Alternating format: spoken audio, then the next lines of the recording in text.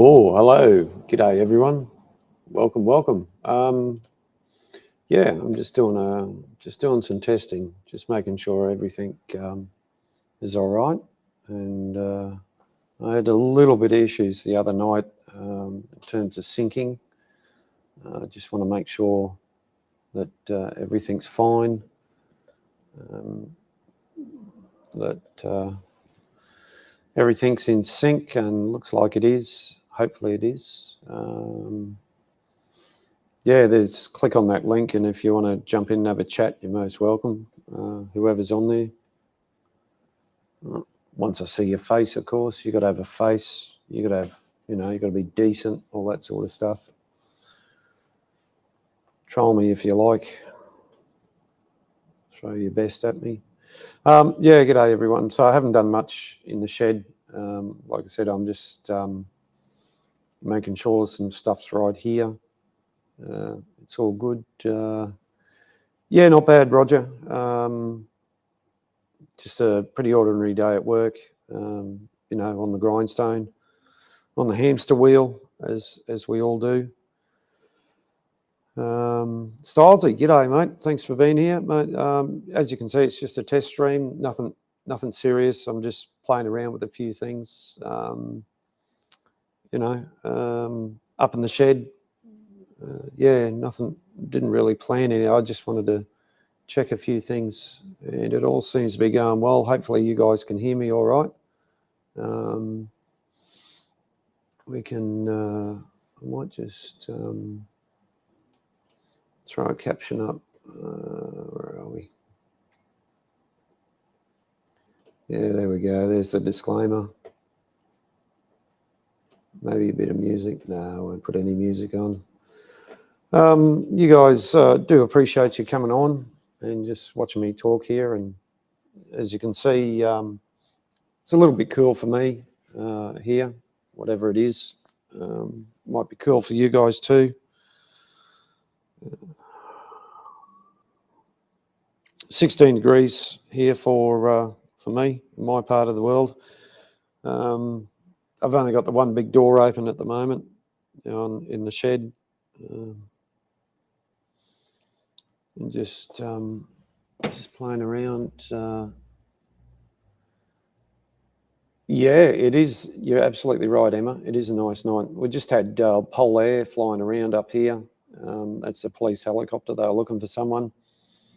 They didn't have their searchlight on. They did have all their lights on. Normally, when they're trying to be incognito, they fly around without their lights on. But, lights you can't see from the ground anyway. So something must have been going on up here. But modern day life, what do you expect? A little bit of cloud. I thought we had a little bit of cloud outside.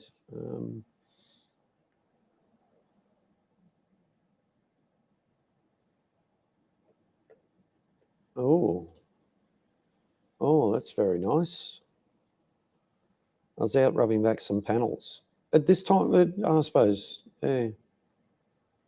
And starting into the gold leaf of arms for the cylinder cladding. Wow, very nice. Emma, is it just the right temperature for painting, or is it too cold, or moisture in the air, or you're not painting? Sorry, guys, I got the fidgets on at the moment. I'm probably a bit tired. Shouldn't do that, really. It's too cold, righto. So what's the ideal temperature? Is it about 20 degrees or something like that for painting?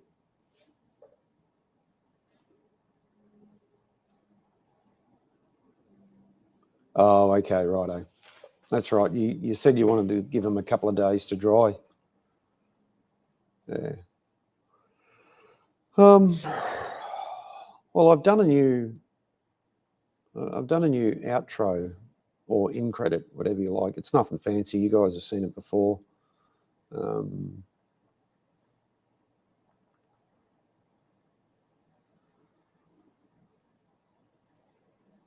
Excellent. Panel swaps. Panel swaps.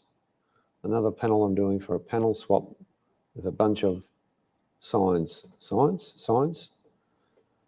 Ooh, right. Hey. Look at this. It's the G Meister in the house. How are you, Mr. G? I'm just having a bit of a play here, checking out, what's her names? You know, settings and all that sort of stuff, making sure everything's all right. Nothing. That's why I didn't sort of schedule anything. Yes. Oh, yep. We can see your hand. Bit of a wave there. That's good. Only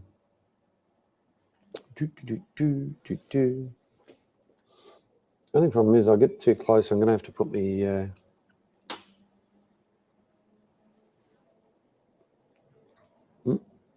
And now that's too much. That's too far. That's too much. These are reading glasses, and I normally have them sitting down there, and I go like this, you know, like us all us old buggers do. Yeah, Roger. Oh, it's for the Letterheads Club here in Australia, and everyone does a pub. Oh, okay. Ah, cool. You got a sample of something that was done previous, Emma? I'd be interested to see that. Yeah, thanks, G. Thanks for mentioning that. It's something I don't do. I probably should. I just want to make sure everything's working fine. I've got the audio on, but not the cameras. I haven't got the cameras turned on at the moment. Just got this one. Because I did have some problems with the networking. I got the two computers networked. The cable I had, the cabling that comes up to this computer is virtually at its limit. Like we're 100 meters from the modem or something crazy like that, or almost 100. And this, even though it's Cat 6 networking cable, which is the highest grade, thanks, Roger. I do appreciate it. You guys put your links in the chat. Go for it. You guys help me out heaps. So put your links to your channels. You know, go your hardest. I don't mind. I don't know if you can hear that in the background, but Evel Knievel's getting around on his motorbike going crazy. Got a few of them around here, whether it's the same one or different ones, but yeah, these clear winter nights, the sound really echoes. In fact, behind me, there's the Linisher, and I was doing some work on the wire. It's got a wire buff on it, and I'm doing some work there on the Linisher and the wire buff, and I had what did I have on? I had Andre Rieu's one of his concerts from Vienna. I had it cranked right up, and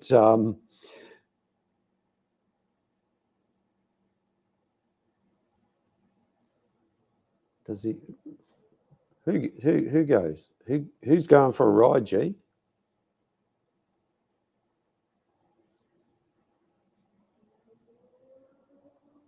Oh, righto. Yeah, I'll mate on the motorbike. Yeah, I think he does. Yeah. Sorry, G, I wasn't with for a second. Probably can't hear it because I've got the noise cancellation on. I'll turn that off. Audio, noise suppression. I'll leave the echo on. Yeah, he's actually quite a few streets over. I don't know where he is. He's probably down sort of the main drag of town, running from the cops. So I'm not hearing any sirens or anything like that. He just, yeah, they just absolutely guns it, you know, as they do, and it's, you know, it's obviously a thrill for them. He's probably, you know, racing some guys in Commodores or something like that. But anyway, yeah. So I was getting back to my little story. I was over there on the Linisher on the go, and I had Andre Rieu concert, and there was a fairly recent one, and he had this lady singing, and it was really, she was really going through her vocal range, really high pitched, and being, sort of opera thing. And anyway, my wife rang me from on my phone, and I didn't see it until I went up to go get a drink of water or something like that. And she comes and she met me halfway down, and she goes, "I want to make a complaint, a noise complaint."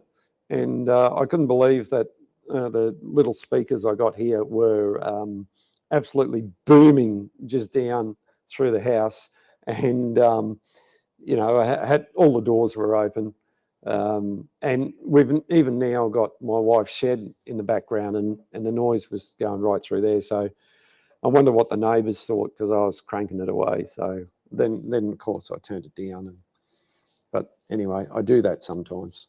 But, especially with the guy next door, he's got one of those WRX Subarus or whatever it is with that real noisy muffler on, and when he starts it up, it's blah, blah, blah, blah, blah, just crazy, and it reverberates through here like just insane. But anyway, well, we've got 7 people in the house. Obviously, not all of them are talking, and could be some lurkers or something like that.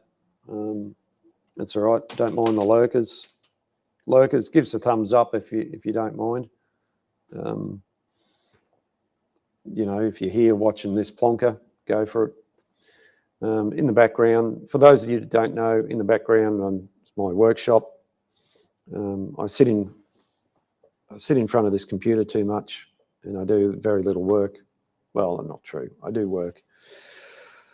I'm restoring a steamroller, and this is where it all happens. And I need to pull my finger out and get a bit more work done. But of course, day job gets in the way, unfortunately. Just one of those things, got to pay the bills, all that sort of stuff. Yeah, and I've got a couple of cameras set up. I've got one up on the lathe. I've got another one over there. I've got the other computer beside me here, and I sometimes use my phone. You can look at the previous live streams that I've done to see what sort of stuff I get up to. But yeah, these crazy people in their cars. Friday night, young and wild, run around in your car, that sort of thing. Hope everyone's had a good day. If you want to, invite a guest. If you want to come and have a chat, you're most welcome to. There's the link. Had somebody come in before, they no picture, no nothing. One thing that has been happening. Oh, that's good, Roger. The subscriber count's going up on the channel, which is good. Thanks to you guys supporting me. The content I'm putting out, which is not brilliant by all means. Let's have a look here. I was quite surprised. 545. Wow, amazing. 545. Who would have thought? So I am getting out there.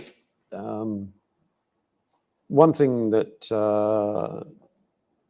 I don't know if anyone can tell me that app on Discord. It posts things and says when people are going live and other things like that. Which is, yeah, Marvin. That app on Discord, I don't know if you guys have seen it. It's called Marvin. And it just whenever you make a post, it posts. Where are we? It's not going to focus, is it? No. There it is. No, it's crap. Shouldn't do that. So yeah, so that's that's letting other people know that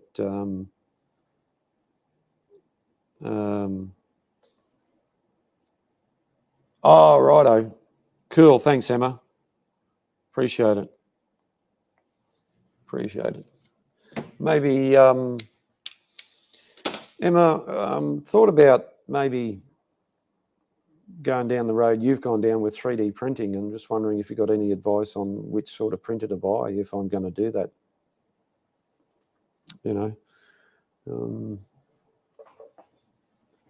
Let's throw a video on something. I'm just going to sit here and watch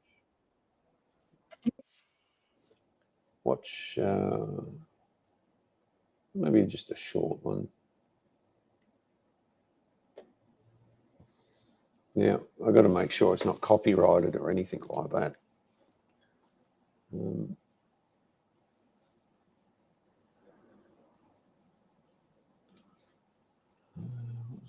Steamrollers, let's launch steamrollers.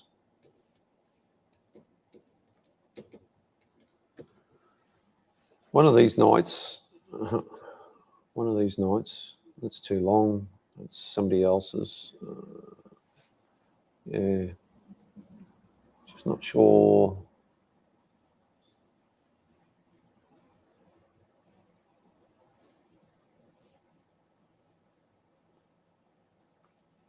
Emma, I don't know whether you've seen this one or not. We might.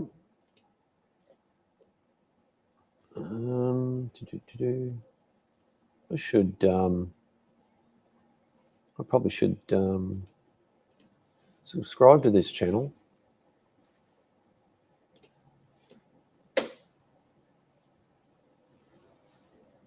No, okay, because it's mostly motocross.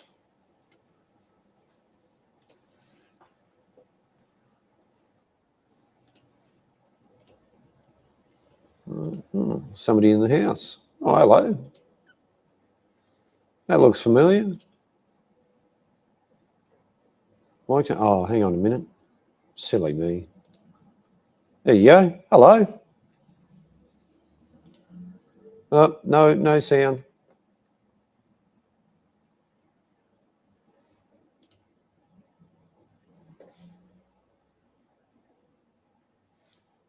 Yeah, no. Unless hell the computer's watching you, we're getting no sound.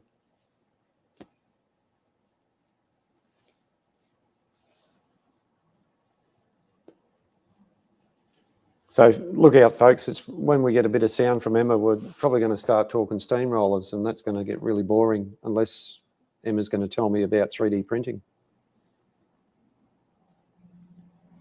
Geez, I got the itchies on the legs. How crazy is that?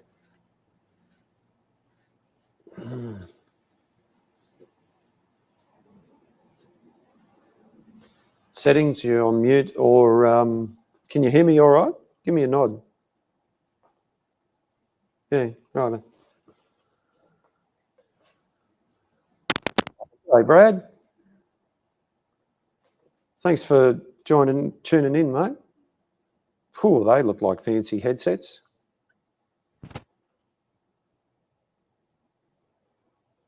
I'll try another pair. What was I going to talk about? I have no idea. I think we're getting the morning. It's evening, Brad. Got a bit of sound there, Emma. Give us a check. Yeah, now we got sound. Yeah, check 1, 2. Yeah, that's right. There we go. I had my other headphones on, and they haven't got a microphone. Right. Aha. That'll make a big difference. Okay. Yeah, it will. How are you? I'm all right. I've recovered from the I just fell apart when you said you were buying a 3D printer. Well, thinking about it. I've been watching a few videos on YouTube, and the wife sent me one the other night. Oh my gosh! Yeah. Well, she's got a new shed you could put a 3D printer in. Yeah. Hang on, I got an itchy leg. Oh God, I've got to stop that. So where was I? Yeah, and Jaycar got the is it the Creativity or something like that for $249 or something? With one sitting in our lounge room at the moment. Yeah. I haven't had any playing with it. It's probably bigger than you need, and it's not a Mm. bad looking machine. I think it's just got Marlin firmware and everything in it, so the software is very similar to what I'm used to. But I haven't really. It belongs to Joe. I haven't had to play with it, and he hasn't had it set up yet. Mm. Yeah, well, I look, I've got no idea about them, and It looks like it. I- I think it's probably a pretty good printer. However, right, we have 3 printers anyway in the lounge room, right. and mine is the one that gets used. So I got a feeling that might be the pick of them. And Sorry. that's a Prusa. Mine's the Oh one that yeah. gets used, right? Yep. I've got a Prusa, Mm. right, I've which is a few heard of dollars. them. Yeah. It's a few dollars, and it's got to come Mm. from overseas, Yes. but it works and keeps working. Mm. And it's had a pretty hard life, and it's worked pretty hard. But it's, I know if I go out there and press the button, it'll print something. Yeah. And the Ender, I think, is probably pretty good now. The Ender 3 Pro or whatever it is they got for $249. Mm. I think it's probably a good printer. But if you're having a learning curve with printers, you don't want something you've got to mess with. You want your hobby to be, you want it to support your hobby as a tool. Yeah. You don't want something that's going to be a hobby just getting a 3D printer going. Mm-hmm. Which are the two aspects of it. Some printers, yeah, they're really just a, the whole hobby is just making them work. Yeah.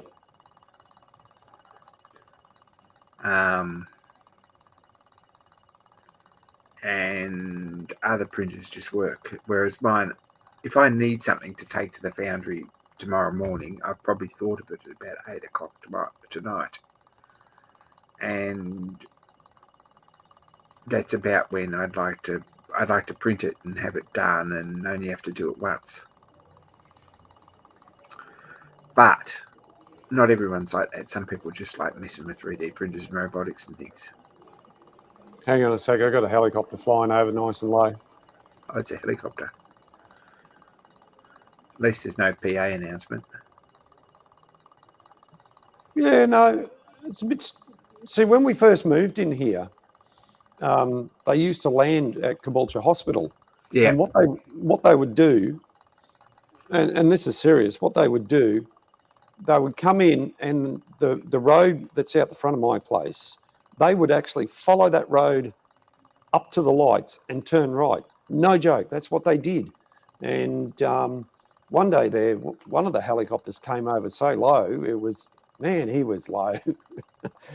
I don't know whether he got in trouble or not, but geez, we couldn't believe how low he was because the house was shaking. Oh, it was great. I enjoyed it. But then they put the kibosh on, you know, flying emergency helicopters into Caboolture here. And I don't know why. It just, you would think now, and of course they've expanded the hospital here, put in this great big car park, extended the emergency area, and then there's a little satellite hospital down the road. So the Yeah, capacity right. the capacity is there, but I suppose that's the way they want to work things, But yeah, sorry, that's fairly close by. Yeah, You see, the other thing about the Prusa, right? Hmm. If I want to print something like this, Yep. right, there is about, that's a 14-hour print, Yeah. right? You don't want to have to sit over that thing and watch it every minute of it. Yeah. Right? You want to be able to check it once an hour or something while you're doing stuff around and have it, and know that at the end of it, you're going to have something that's not going to be just a rat's nest, or if you run out of filament, it's going to tell you, or if you get a power cut, you're going to be able to reset it and all that sort of stuff. That grows exponentially. I was going to print the full size one of these on the Creality out there, maybe. Except the print time I got was something like 2 days and 17 hours or something. Oh, far out. Yeah. So probably not going to happen. Yep. Just for the exercise of it's probably not going to happen. Yeah. And I mean, you're leaving the thing running overnight's even more than I really like to do. And the Prussia's all right, but the Chinese one's probably all right too. But I don't know.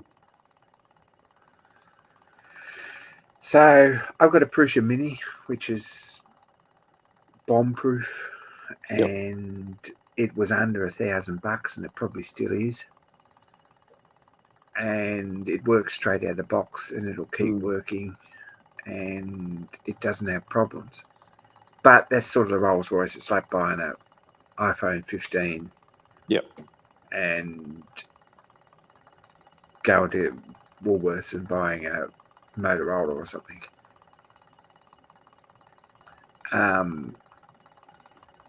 Yeah, so I don't know. You're down that road on your own. Yeah. Oh, excuse me. And at the end is all right, and you'll get some nice prints out of it.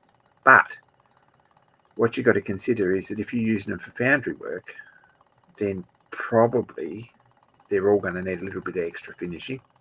Yeah. And you're going to have to dial some features in that are probably factory set on the Prusia, like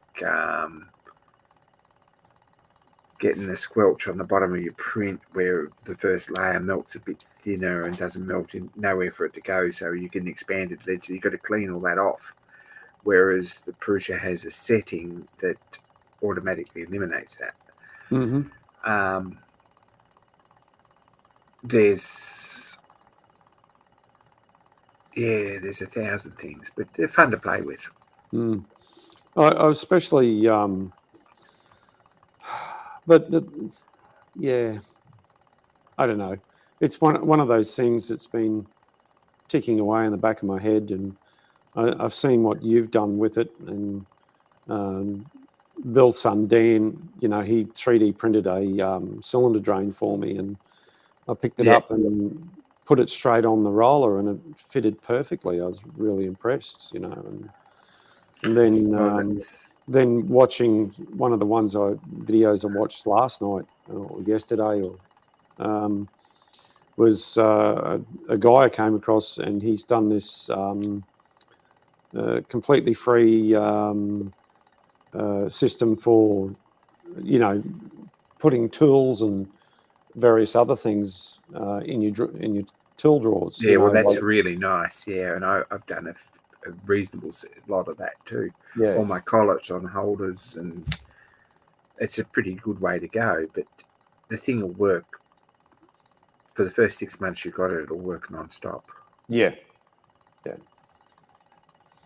But is it, if I get something like that, is it going to take?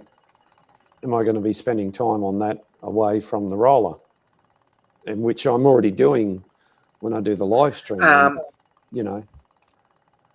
A much more practical thing would be to spend a couple of hours a night learning CAD. And there's some really cool tutorials for different CAD programs. I have dabbled in CAD, but I'm just a bit of a slow learner. Always have been on that sort of thing. Well, I pick it up. Some things I'm not a good learner. I'm not real good on book learning, but I had Fusion 360 there for a while, and there's a good series on YouTube. A guy would walk you through it, and I did, but I don't know. I seem to get bored with things pretty quick. And Fusion 360s, it's all right, but it feels like it's got a lot of features that you will never ever use. Autodesk in general, I remember learning AutoCAD 14 back in the day, which is 97, 98, gosh. And a draftsman saying it'll take 7 years to be proficient at it. Yeah. Which I kind of believe. But things have changed a lot since AutoCAD released 14, which is. Mm. But I'm not sure that Autodesk has got any less complicated with their products than that. I So think that's release another. 14 was about the first mouse-based CAD program. Just another helicopter flying over. We're having a busy night tonight. Yeah, they're out looking for someone.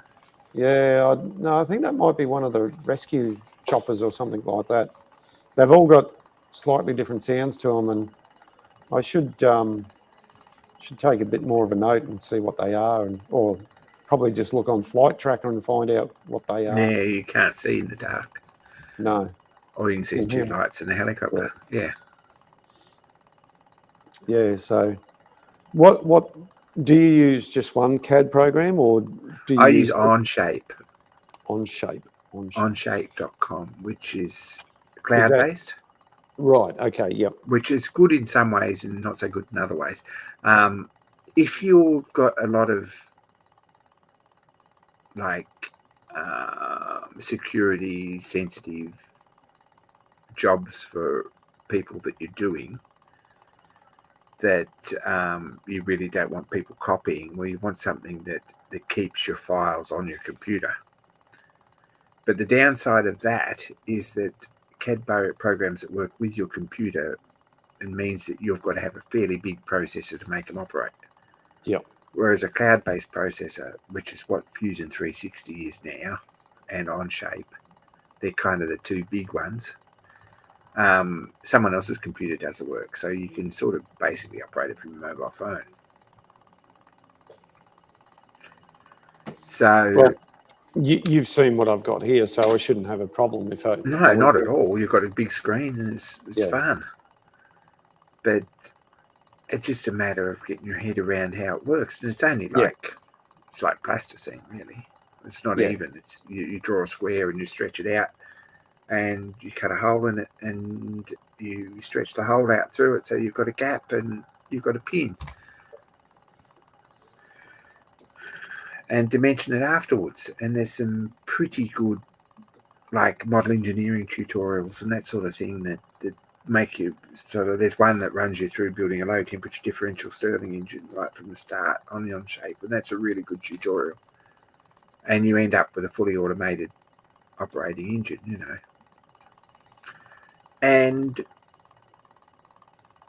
But it's just a matter of, I guess, being on top of it enough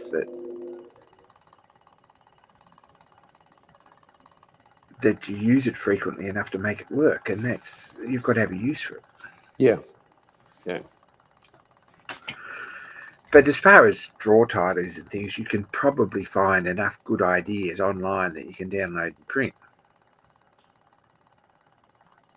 Yeah. Because there's 1,000 files out there.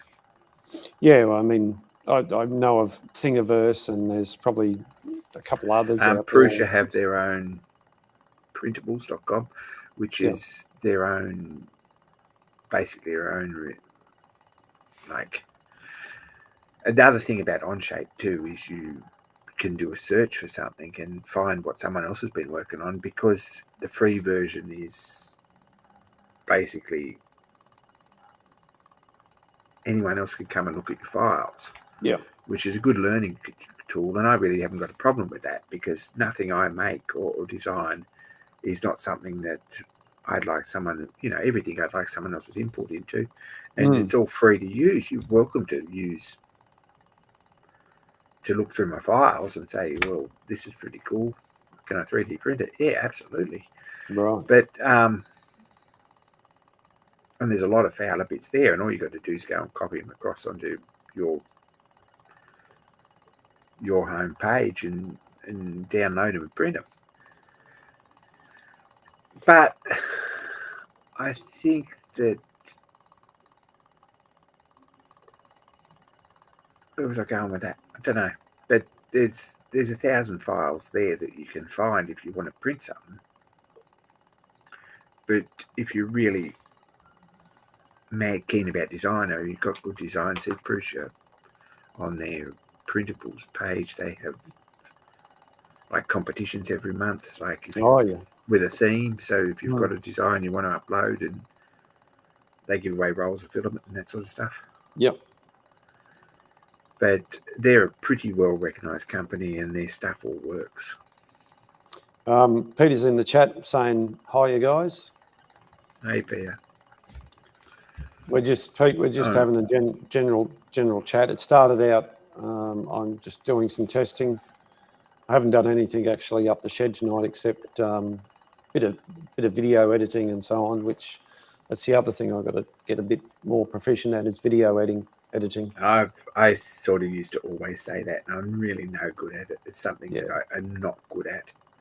Yeah, What you get's what you get.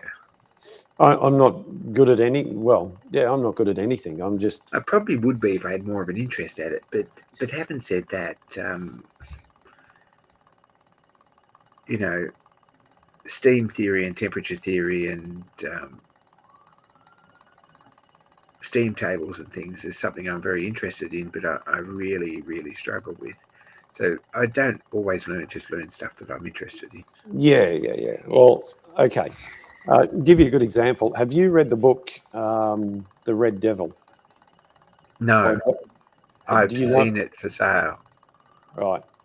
I've got a copy. Would you like to borrow it at some stage? I would like to borrow it, yes. Right. It's a road steam book. No, it's a South African steam book. No. Well, it's written by David Wardale. He's the engineer that went to South Africa and tried to convince them to make these modifications, right, to the steam locomotives to improve their performance and reduce the maintenance. However, he did do 2 steam locomotives, right? And the book covers his time in South Africa. There's a lot of steam tables and formulas in there, which some of them just went right over my head. But by the time I got finished reading the book, it was, I never look at a steam locomotive the same way. Or in fact, well, I wouldn't mind a look. engine. Beg your pardon? Because I wouldn't mind a look at it sometime. Yeah, most welcome to it. I'm really, yeah. Okay, so that's a steep learning curve for me. Yeah. It was a steep learning curve for me, but it's a fantastic book, and it's hard going. I can understand the writing is very small. There's a lot of notations down the bottom in terms of references. Right. And the other thing is he worked with the Argentinian engineer Livio Dante Porta, who came up with the Lempor exhaust. Have you heard of that? Mm-hmm. Yeah. So, that's a rabbit hole I went down, and I got talking to people in the UK and so on and so forth. In fact, many years ago, I reached out to Nigel Day. Now, he's one of the guys that has done modifications to steam locomotives and improved their performance, their steaming capabilities. And he actually done some drawings for the roller. I'm going to put a Lempor exhaust in the roller. So it'll be the only steam roller or road steam vehicle with a Lempor exhaust in it. Righto. So what?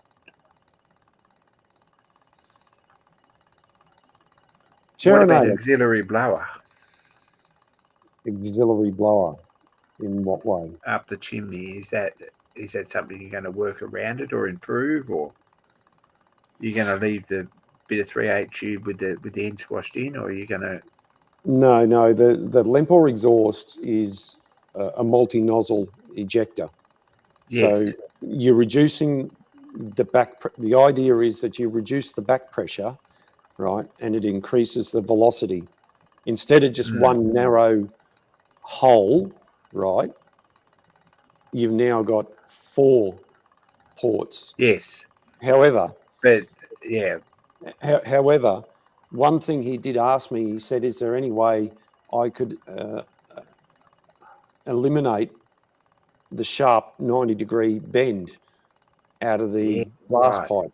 And I said, unfortunately, no, because as you'd be aware, you put everything up another. Even then, you can't. Yeah. So Cherinator. Hey, Cherinator. G'day, mate. How are you? Cherinator is a gentleman over in Scotland. Cherinator, you're in Scotland, aren't you, Cherinator? Brad. Or Wales? Cadence. Wales. Sorry, I'm getting. It's like midday for them over there. But Cherinator's got his own channel, and he plays online truck simulator. That's his thing. Thanks, mate. Yeah. So there's, but that's a long way down the track, but there are things, because it's my engine, I can just do whatever I want. Yeah, absolutely. And if it's going to make an improvement, so be it. The other thing I'm going to do, and a lot of people probably won't agree on this, but I'm going to lower the fire grate a little bit. Right. Because on the drawing, the fire grate on these engines is actually on a slope, right? Now, most engines, they're on a level. However, and bloody... Mine's level. Yeah. But it's the actual height of the fire grate. I'm going to try and drop it down as low as possible. So the fire bed is further down. Mm. It's just an because experiment. they've got bars on the inside of the firebox. and on the inside of the foundation ring, don't they? Yep. On the front and the back, and that's what they sit on. Yep. But don't forget, your fire bars are almost another 2 inches thick. Yes. So you're this far up inside. Yeah. I'll give you a classic example of one that I feel should be modified is Bill's Marshall S-type roller. If you have a look at the actual grate where the fire sits and the distance sort of from there to the tubes is only very short. And if it was me, if it was my engine, I'd be dropping that grate down as far as I could go. So you're getting more heat further down the foundation ring. Yes, that makes perfect sense. Yeah. But that like I said, probably explains a lot. You're also getting better circulation if you do that. Yes. And you've got something that's less susceptible to dirt build up because your washout's more effective and all those sort of things. So they're just things I'm going to do. It's a personal thing. And next time we put a set of fire bars in it, and you've had good success with that, I'd be very interested to see how you go. Yeah. Because it may only be 1 or 2 inches in difference. If you have doesn't need 2 inches, might make a difference. Yeah. Because I think you have a look at your fire bars, right? I just think they're too thick, because that's more steel you're heating up. Yes. And if they you can, probably need to be that solid though, because I've just replaced them. Well, I haven't just replaced them. I've just paid the laser cutter to make me a set. Right. So you're making as them of out of today. You're making them out of steel. Yes. Good. There's one in it that's steel. Mm-hmm. And it's quite a good design and it's well made. Yep. And I've just basically copied that. And how is it holding up compared to the others? Oh, well, it hasn't been in there as long, I wouldn't imagine. Yeah. The others were cast, so they're probably original. Yeah. The outside ones, which have got an extra piece on the outside, yeah, they're fine. There's nothing wrong with them. But the other 4 or 5 in the middle, yes, the 4 cast iron ones, when we took them out this time, I ended up with 9 pieces or something. Yep. Yeah, because I've seen cast iron ones. They'll either break or they'll get a nice little S bend in them. They're just fragile. Like how they were still staying in there, I don't know. It was only the gravity sitting in there to hold them in. Yeah. They're just friable and they're all cracked all the way through. Mm-hmm. So, yeah, apologies, Brad, for the sound. It's the speaker on this because I've changed my. Yeah, I'm not sure why it does it. I've been trying to work it out, but anyway. Yeah, the old fire bars were terrible. There's a steel one that was in it that seems pretty good still, and I'm just making 4 more the same. Yeah. Yep, that's true.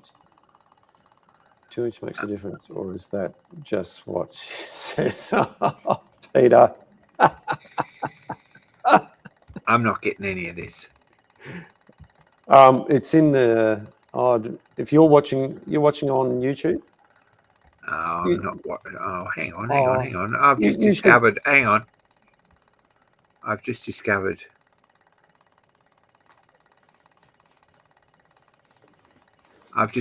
There's a scroll bar. It's all good. Yeah. You should be able to see exactly what I'm seeing. Yeah. Yeah, probably depends if it's on the end of your nose or not, the 2 inch thing.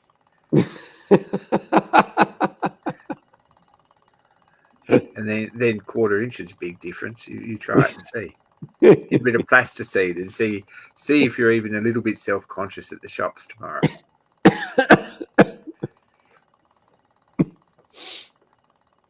Yeah. So look, they're just some of the things I'm going to do, and well, they're all very interesting. Now, I'm in the process of reinstating the blower on mine, the auxiliary blower, because it doesn't have one. Right. All it's got's a hole through the chimney. Mm-hmm. And whatever was on the inside's obviously fallen off at some point. Yep. And someone's picked it out of the firebox probably, and the smoke box, and thought, this must be something. I'll put it on the wall, and no one ever bothered to put it back. But all I've got at the moment is basically smoke box turbulence. Right. Okay. Well, I can tell you now, most of the steam locos will have a ring around the blast pipe. Marion at Petrie just has a bit of pipe coming up, sort of. That's about what Fowler had. Yeah, and I don't think it does much. No. It does something, but probably not what it should be. I think it needs to be centered on the chimney to give the proper vacuum. Yeah. If you put a dog leg in it up above the blast pipe, or up above the blast nozzle, so that it was on the center, and then put like a fan nozzle so that you actually got some steam going up the walls. Right. You might find that that's very good. But it's got to come up this far past the chimney bolt flange to work. Right. And also you've got, if it goes up there, you've got a piece of copper pipe with a piece of brass soldered on the end or whatever that's going to get nearly red hot. Yeah. I think. So what I would like to see is a ring. Yes. With a T in it that screws in and 4 holes. Okay, I was going to say 3, and the only reason why I said that, because I read an article that a guy wrote in Australian Model Engineering magazine, and which I still got copies of actually, and I could probably find it if I spent some time looking at it. He came up. He wrote the article because it was in conjunction with, he put a rosebud fire grate in his engine. Yes, now, admittedly, this is a 5-inch gauge steam loco, so a bit of plate with a bunch of holes drilled in them, right? Because apparently New South Wales Railways experimented with this. So basically, a piece of steel plate with a bunch of holes drilled in it, and underneath, he countersunk the holes so that the air would get a bit of velocity. Yep. Of course, that he said probably the most difficult part was working out what size holes needed to be to get the same amount of air opening as your standard fire bars. However, once he got that sorted out, he said it burnt just, if not better, in terms of he had less clinker, the fire burnt to a more finer ash, so on and so forth. So I haven't seen anyone do it on big engines. I know the New South Wales stuff done it, but that was all cast. I would and imagine that it probably makes it a little bit difficult to drop the fire if you've got to. Yeah. And it's also got to be a dog of a thing to be able to get in and out if you've got to. Well, obviously on a loco like that, he probably Angel only had a ones are couple of bad pins. enough. Yeah, he probably had a couple of pins. Another thing going is, through you can probably get under it. And, yeah. But, it'd be a nice little experiment to do. See, the 4-inch barrel drawings has only got a one-piece cast grate on 4 legs that sits in the ash pan, Mm. and that seems to be reasonably good and effective. So when you drop your ash pan, you drop everything. Right. It's also a good way of getting if you got clinker, you could get rid of it real quick. Yeah, if you have an emergency, it's probably a very good thing. But the size of that casting or whatever would have to be to go in the Fowler is a pretty solid bit of steel. Yeah. But anyway, what were you saying about the 3 nozzles? Hang on a second.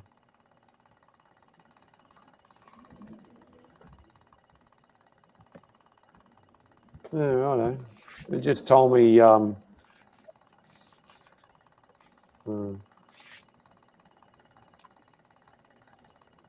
Yeah.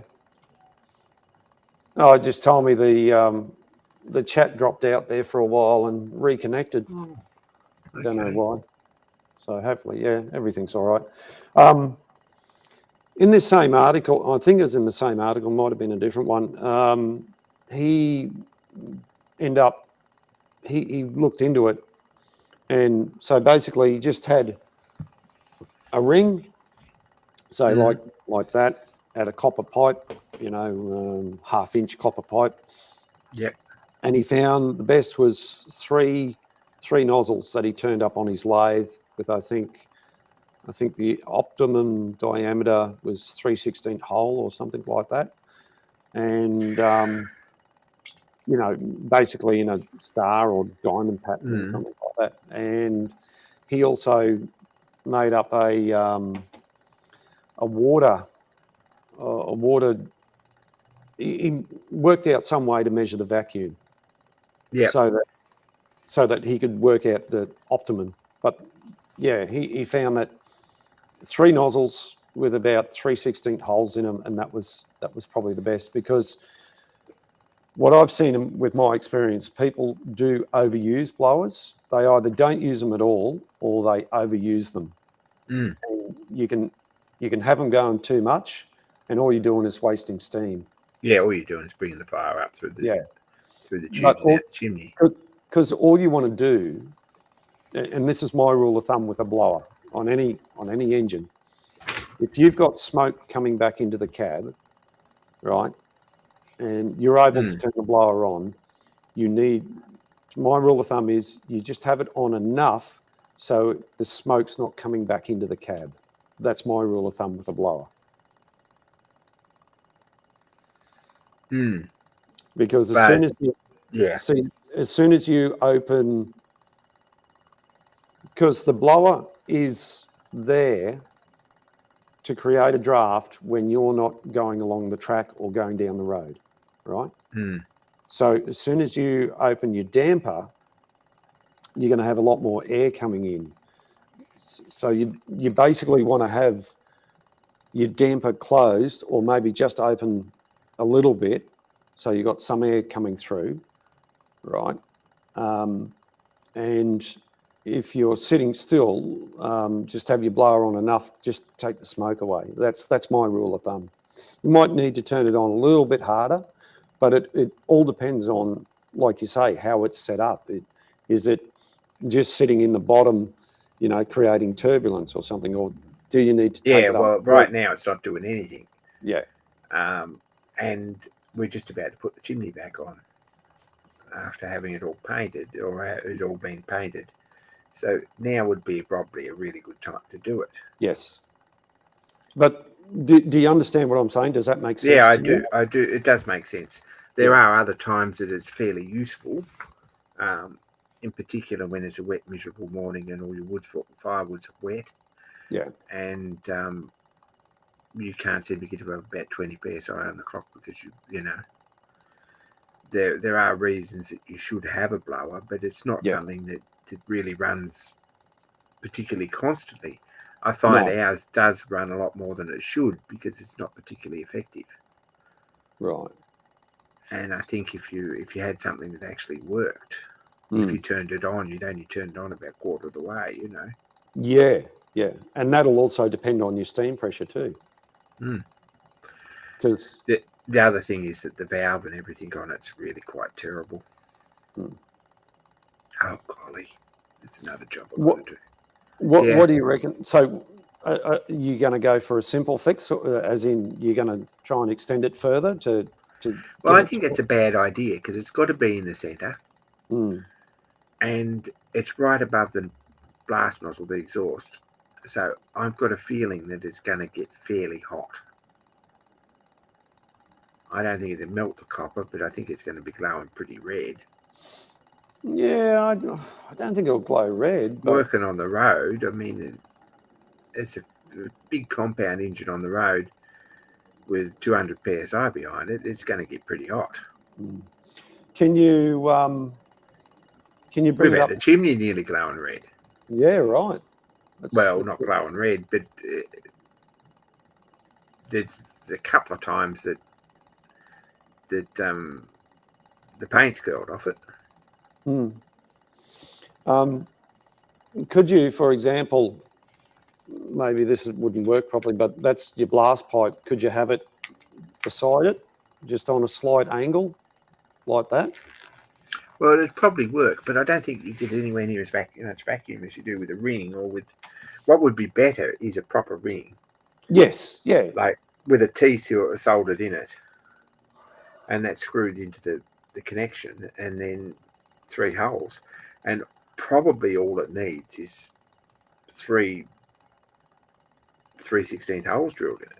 Yeah, I think one thing he did right. If you can get it going vertical, and filling up all that gap, then you're going to get some vacuum. Yeah, yeah. You got me thinking now, because I'm gonna have to dig this article out, but I'd have to spend most of the day trying to find it. Yeah, well, I've probably got it here too. I'm pretty sure he didn't put a T in it, so the pipe went through the chimney and down. I think this is how he done it, and around the blast pipe. But one end was blank. Yes, right? And just bring it back on and solder it on so that for support and blank it off. Yeah, yeah. Don't have it as a round circuit. I suppose it wouldn't matter, but I think from memory this is how he did it. Yeah, and it's probably the easiest way. And just the 3/16, the holes in the. So he made the little. He made the little nozzles. Basically like that. For whatever reason, 3/16 sticks in my head. The nozzles were a little. Oh, actually, hang on. Yeah, that sort of thing. Yeah. Yeah, with a 3/16 hole, or maybe you could go smaller, like 532 or something. Yeah. Yeah, 3/16 is. I think 8 feels a bit small, but yeah. Well, there's no reason why you couldn't start off small, and if it's not enough, you could open up. But yeah, anyway, but that sort of design, and 3 of them in a diamond pattern, and yeah. Anyway, that's something that we've got to get at post haste before I put the chimney back on. Yeah. So, but that anyway, I just hope that helps, and you can rectify. Well, I think whatever we got is going to be better than what it is, and it might be 4 or 5 different versions down the track before we get something that actually works. Yeah. If it's even that, like you say, even if it's that important that it does work effectively and efficiently, I'm sort of feeling like it's probably not. I think in Yeah. a miniature engine, it's probably much more important to have a good blower Mm. Well, one thing I've noticed on because you've got no natural draft. one thing I've noticed on Marion is that to me the blast pipe on it doesn't look like it's sitting in the middle of the chimney. It No, seems it's to be probably all- not. I've got a feeling that on Fowler anyway, all it was a bit of pipe going up the side. So Yeah. basically a right angle with the end knocked in. Just saying, I'll see if I can find my blast pipe. Hang on. Okay. I think I've got it. I think I've got it handy. I think I can lay my hands on it and I'll show you what it looks like. I should have put a bit of music on for a bit of entertainment, but what's better entertainment than me mumbling away to myself? I can still hear you, Emma. I'm not that far away. No, you're right. I won't mumble. Much. I'm just. It's, Blast pipe. Where did I? Oh, there it is. Nope. no. That's the extension bit. Hang on. Well, this will be.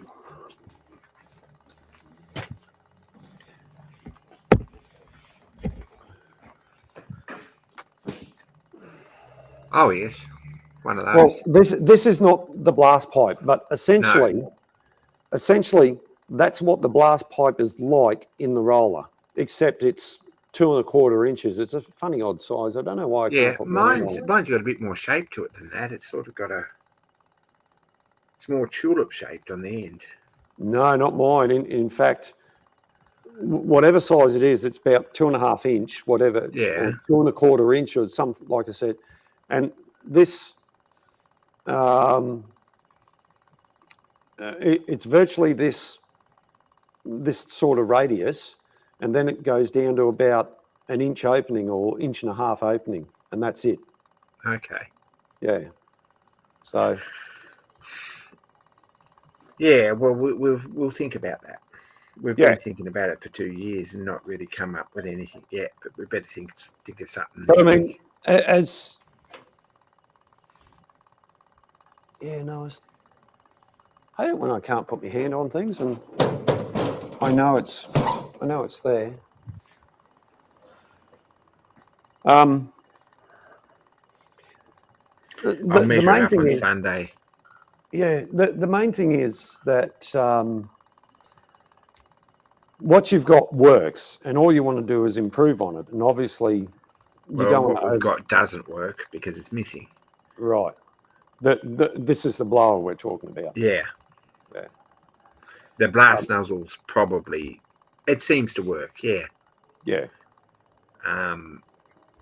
It won't. It doesn't seem to put sparks out the chimney, which is not a terrible thing, I don't think. But it seems to be effective.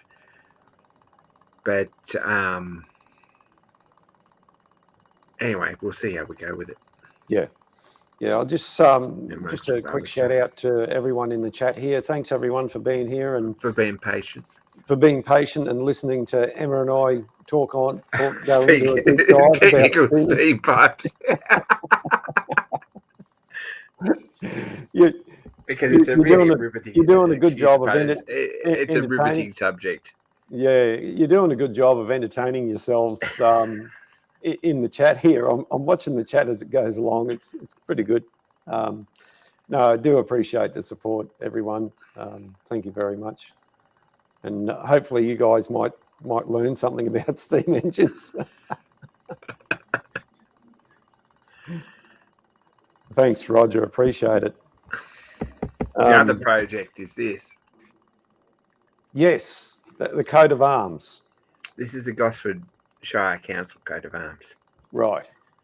With 2 dogs, and a chook on a trombone or trumpet, and a two-headed falcon, and 2 stars and some ropes. I'm sure it all means stuff, but I don't know what. Yeah. Why it has a chook on it, on a trumpet. I'm not sure. Yeah. I guess it's a gamecock on a bugle or something like that. I don't know if it's actually a chook, but anyway. So it's got nothing to do with the what's their it's got nothing to do with the Mormons and their saint or whatever on top of their, with the trumpet.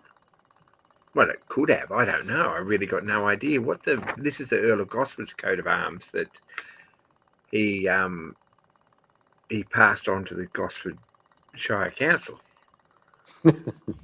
Right. Peter says a horning chook. Well, that's kind of what it is. Yeah. It's a bit bizarre. I mean, Old English heraldry is a bit bizarre, but they are quite good-looking dogs. Any idea of the breed of the dogs? Big ones? I don't know. Staffordshire Bull Terriers or something like that? Well, they're probably something that the Earl of Gosford was famous for breeding. I don't know. I could look into it. Oh, it sounds like you got the hoons at your place too. Yeah, that's normal. We're sort of one street over from the Blocky route. From the where? The Blocky route. What's that? Oh, don't you have a Blocky route up there? Oh, yeah. Yeah, like we do. There's a circle that goes round, yeah. Yeah. Sorry. They're over the back here. They go round all night. Friday night. Yeah. What was I going to say? I have no idea. No idea. I've lost me train of thought. And yeah, it's all going. It's all happening here. Yeah.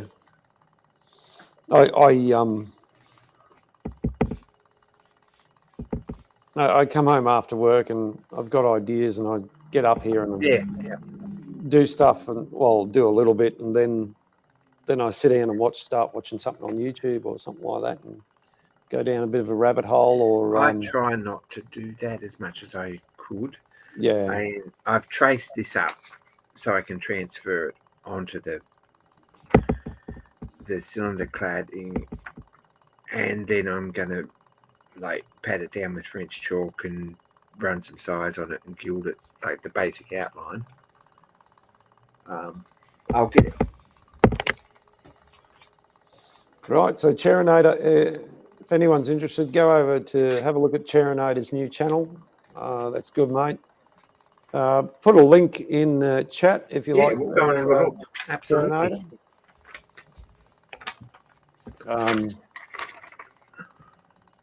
Very nice. So that goes on in gold leaf. The other thing, I usually, if I'm doing work up the shed here, I usually only go till about 8 o'clock at night anyway. Yeah. That way I don't create too much noise and, upset the neighbours. And by 8 o'clock, it may only be an hour that I've spent up here. I'm starting to run out of battery, because I've been up since 5 a.m. in the morning or something like that. And then by the time I get back down the house and I might have another cup of tea, being wintertime. And, oh, God, excuse me, I got the hiccups now. I'll get on the computer and watch more YouTube and, just sort of get nowhere. Sometimes I feel like I'm not getting anywhere. And then I think of things like, mate, I've got the castings for the fire hole door. I've had them for ages. And I'm sitting here and I thought to myself, well, maybe I should set up and drill a hole so I can put the fire door on. So it's a bit of an incentive to, I've got a fire door. I can put it on. I've actually got the original one. I tried to weld it up and it cracked on me. Yeah, that's a difficult thing. So I got new ones made. So I've got 2 new fire doors there, and I haven't put them on yet. Or I only need one. And I was only thinking the other day, you know, I should drill the holes and put that on, you know, and get a bit more sort of incentive. Yeah, you totally should. You should. I'm supposed to have this roller in steam and tested and ready to go Yeah. by the end of July. Mm. How many things have we discussed that we need to do before then? Yeah.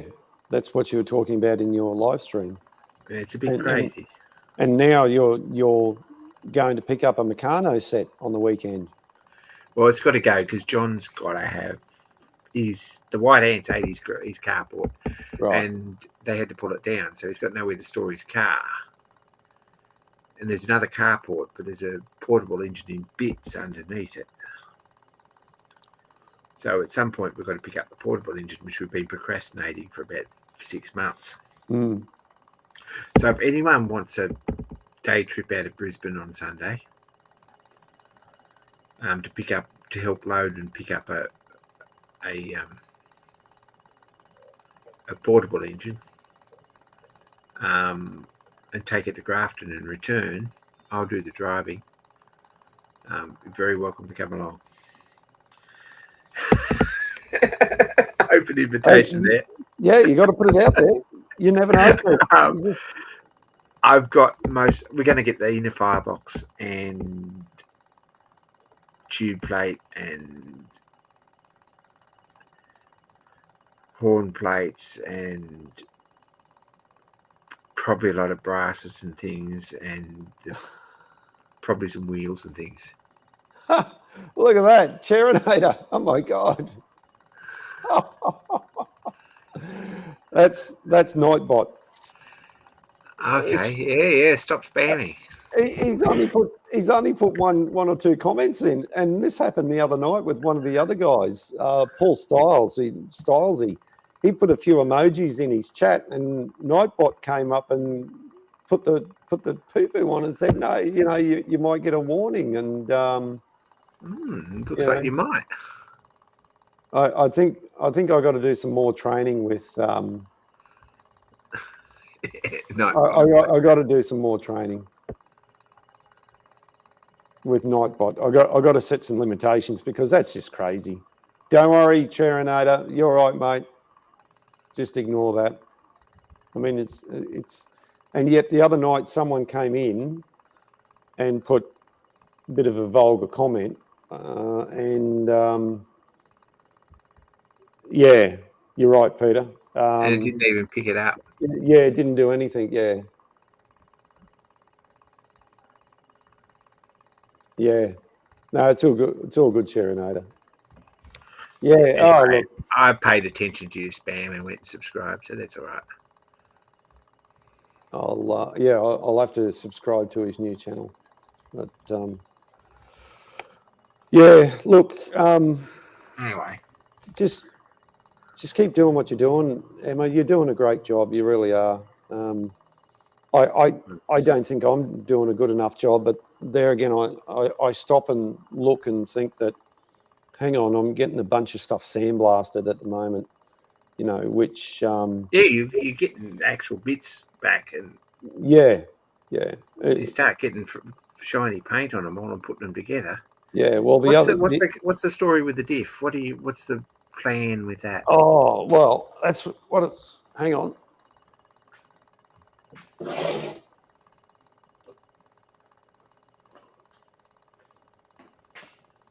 Right, so that's one of the spider gears, right? I've cleaned it up. Oh, this is what you showed me, that was completely worn. Yeah, look. It says it's not even run in yet. Yeah. See that? See the... Now... machine them down and put oversized bushes in. Yeah, well, this actual shaft has a little bit of wear on it. It's got a purpose ground flat spot on it for God knows what reason. My turn, Evel Knievel. Here he goes. That's in his afterburner. Yeah. There's a bit of a lump. There's a bit of a lump right. Where is it? There. Yeah, So yeah.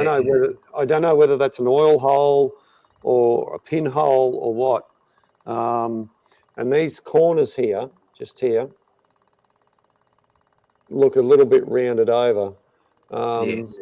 So I'm half tempted to just give this a very light skim on the lathe because there is a bit of wear there, right? And just put an oversized bush in and maybe drill this out or do something to try and get some more lubrication. That's what in I there. think I would be doing. Mm. But yeah, putting some more lubrication in it would be a very good thing. But I don't know how you do that. I don't have an answer for that one. Well, Gary got one of the club members, Jim, does a lot of machining. He's actually doing the cylinder drains at the moment for the roller. I'm waiting to hear back. Hopefully, Yeah, it's not a fun job. You might have to prop him eventually. The first ones that the Trades Guild cast for me, the back end, the little spigot didn't turn out right, so I had to get them recast again. So hopefully, and we put a bit of stuff on them to make that bit bigger, so that you know, there was more material there. So looking at it, right, this bearing in here, you can see the flaws. Obviously, this was a casting. Yeah. There is a bit of wear, but nothing. It's nothing excessive. So I don't know whether I probably might just leave that. But the bearing should press out easy enough. I haven't tried pressing it out yet. So, but it's almost perfectly smooth. There's no uneven wear in it. You know, I haven't put a vernier caliper on it or anything like that, which I might do now. 36.2. 30. It's a little bit all over the place. 38. 30. What's 38? Oh, what's it? What is that? That's 1.8 mil. That's a fair bit out around. Yeah, that's sort of the taper on it. So 16th of an inch. Yeah, right. 36 there, 38 there. Yeah, right. So she's a bit worn. How much light is it going to look if you took it down to 35.8 or something? Probably not that much. Does that affect the way it's retained in the Spider? No, because this just sits on there and floats. Yeah, literally now. Yeah. You stick of grease. Yeah. I've got. So I could take a skim off that, bring it down to say 35.5 or whatever, right? Because the way this goes in, that square, right, sits in the differential, and the nut goes on this end and holds it in place. Yeah. The other thing that holds it in place.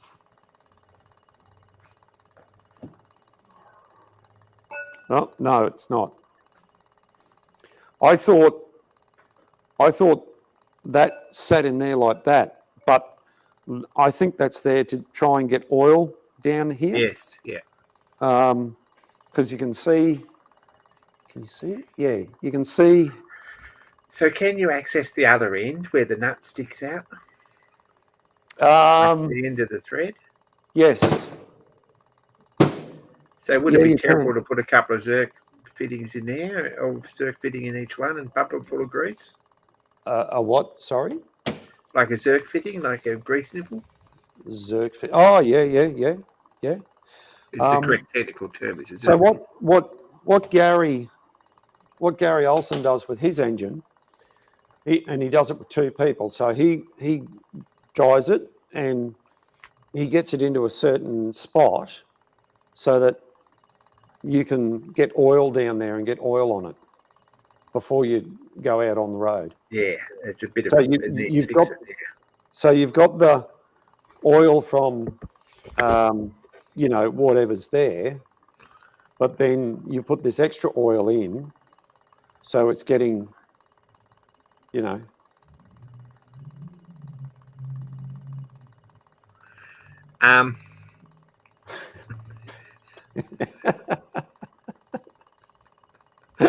It's a quiet night up north.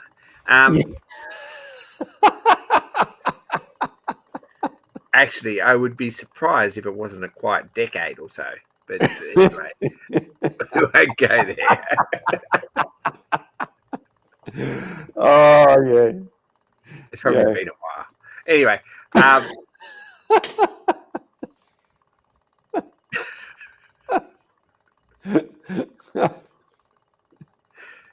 so We're having a chuckle at your expense, Peter. So look, at this moment, all I'm doing is just pulling things apart, cleaning it up, and I'll look into it and see what I'm going to do. It's not rocket science or anything like that. It's just. so those shafts are a good tight fit in the Spider, like in the gear. They're not rattly or no. nice. Yeah, No, so that's all it needs, really. Yeah, I don't think it's bent or anything like that. I haven't even put it in the lathe to see how it runs.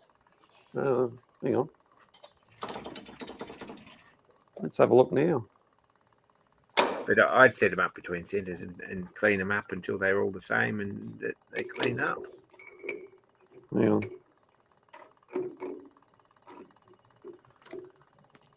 Sometimes I just like to.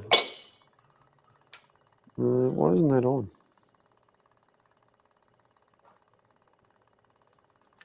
You unplugged it. Oh, there we go. Oh, yeah, it's got a little bit of run out in it. Yeah, probably a bit of run out of its start. So. And I'd be inclined to turn it between centres. Yeah, there's a bit of, it might be bent. I'd be inclined to turn it between centres and see what. Yeah. Set up that way, maybe, with a drive dog. But I think that'd probably work. You'll have to dip it back in a fortnight. Yeah, of course I will.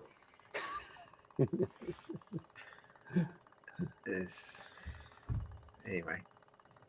And Cherinator's zone, this is his gaming channel. There's a gaming channel. What are you doing now, Cherinator? Is that where you drive your truck, your Scania, your game? I wish I had. Cherinator, you should put that video in, link to that video. You did that interview that time. I'm sure some people would be interested to watch that. Get a bit of background on you, mate. Yeah, so it's just I just got to knuckle down and get some stuff done. We've still got. Yeah. I still got things going on. As you know, we got things going on here. We had to put a stop to the carpenter. He started sort of getting a bit out of control, so we put a stop to that. Yeah, well, he put bit some unruly. Yeah. The one you did the interview with, Cherinator, where the TV station did the interview with you? The one you showed us a while back, one of the chats we're having? That's the one I'm referring to.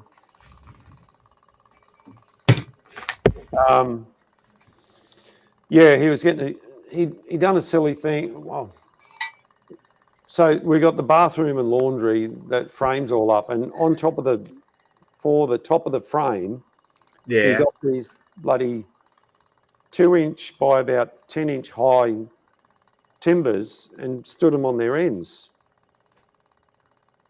And he got these massive long screws and put in there, and nails and then another galvanized screw, which, yeah, we just shook our heads and just, oh no, you know, so Who knows? and it made it harder for the plasterer. And so we end up taking them down. And, you know, unfortunately it's a waste. We're going to use the timber somewhere, but yeah. And as I said to my wife, as I said to Lee, I said, you know, when somebody else is paying for the materials, you don't care how much you waste. And he's created a lot of waste, that's for sure. I know in all jobs there's waste, but this guy seemed to make more than his fair share. So yeah. Oh my God, we've been prattling on here for over an hour and a half. For hours, no, Can't believe it. It's 10:30. A lot of dribble going on. Sorry? A lot of dribble going on. Yeah. Oh yeah. We're famous for it.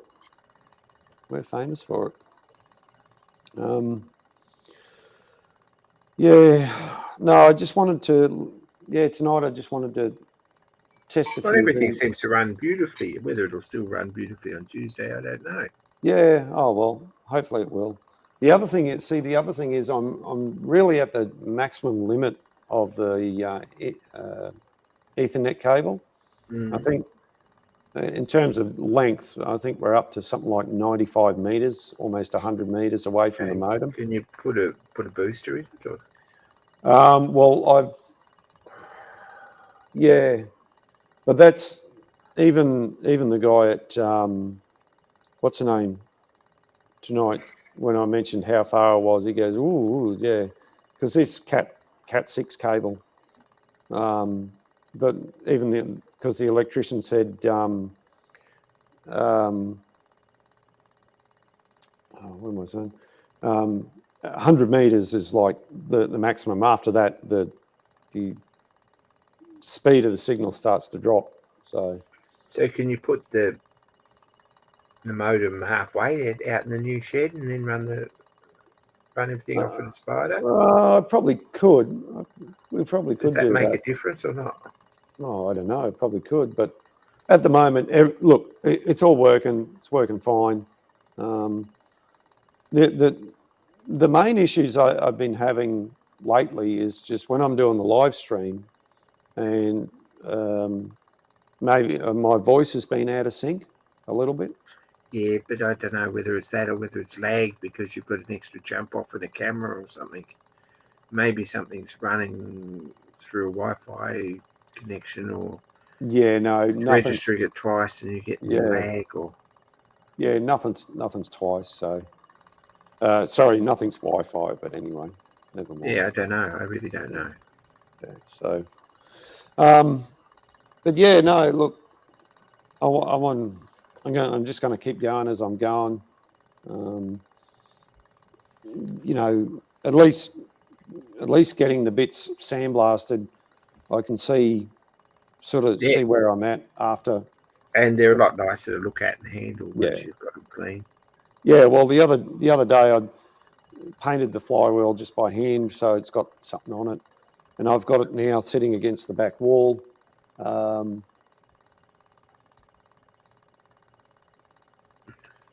It's been blocked. Oh, okay. That's interesting. Your mic is Wi-Fi. Yeah, but it could have something to do with it. You're right. But maybe I might have to get a hardwired mic up here and see how that goes. Anyway. Yeah, I just got to keep progressing along, you know, and keep, you know, just chipping away at it, you know. The bigger the pile of bits with undercoat on them, the more progress. Yeah. Well, look, I've got a whole cupboard there, as you know, of stuff that's already done, ready to go. You know, it may not be painted, but it's, you know, it's cleaned up. I've got a few other things over on the shelf, you know, that need doing. How'd you get on with that 11-tooth gear on the? Oh yeah, that's right.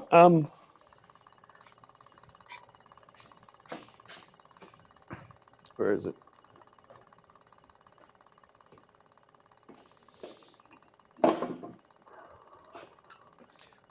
I meant to show you the other day when you were here. So they cut me out 2 samples. Oh, you've got actual bits, yeah. Oh, yeah. They cut me out 2 samples. So Here's no one. messing around. Yeah, okay. Right. But when you have a close look, they're a little bit rough. Yeah. No, they won't. However, yeah. So there's two there, 6mm plate, right? And they look virtually identical. Right? Yeah. So I don't There's know not a whether lot in it. The pressure angle's a bit different in the bottom of the tooth. they actually done Whether the they two cut the separate- same drawing twice. Yeah, I don't know. Not sure. So But- how does it mesh?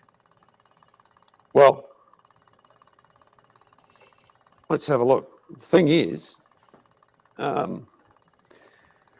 unfortunately, I'd have to. It doesn't mesh into the fast or slow, and the big gear here, which is on the bench, doesn't match up at all. Oh, I'll send you a photo. I see.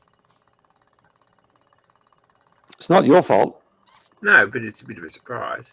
Yeah. We Well, got the wrong drawing.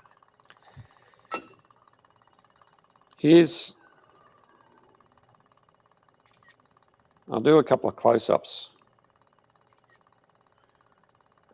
All right, and yeah, so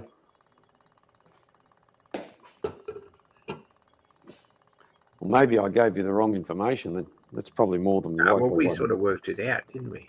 Yeah. Oh, where are you? You were there, but you weren't. There you go. This, by the way, is back to front. How do you pronounce that? Lilith. Lilith. Lilith. Right. Is that a family member or? No, this is Adam's first wife, the original she-devil. Okay, I'm not with you. Yeah, in mythology, she's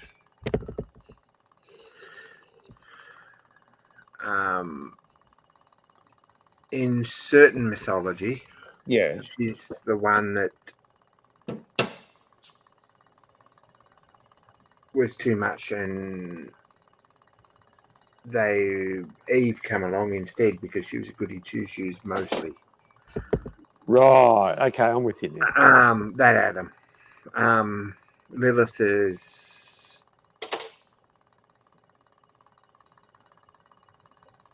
probably the person who makes the difference in hell. Like, she's the one that runs the place. So okay. I'm with you now because I'm not as well. she's a she-devil. No, that's anyway. Depending on whichever interpretation you go with. Yeah. Lilith is. Yeah, she's pretty much I'm not steamroller. Yeah, I'm not as well read as maybe you are. Yeah, yes. Peter says this is actually mirrored. Yes. Yeah. If we go back, this is the right way around. You see. Yeah. Which is strange. Well, if you go work into out the mirror, how does the mirror know what the back's like? go into your settings and just turn mirroring off because for whatever Mirroring reason, on. yeah. Click on settings.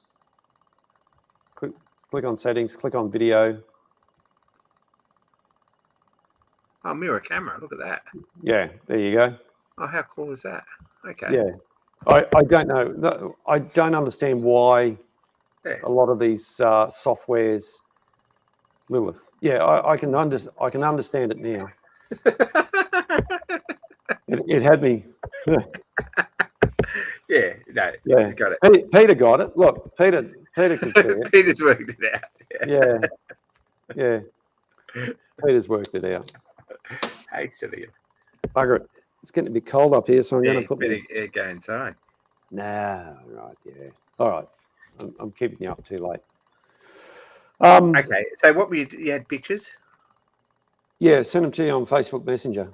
Oh, okay. I could look at that. Oh, I suppose I could share them here because are they uploaded or Maybe. yet? Yeah, that's completely different. That's not even Yeah. close. Yeah.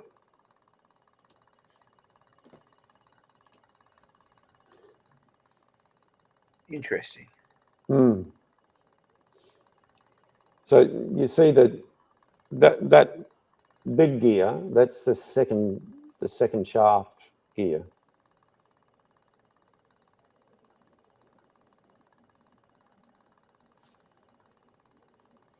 Actually, what is?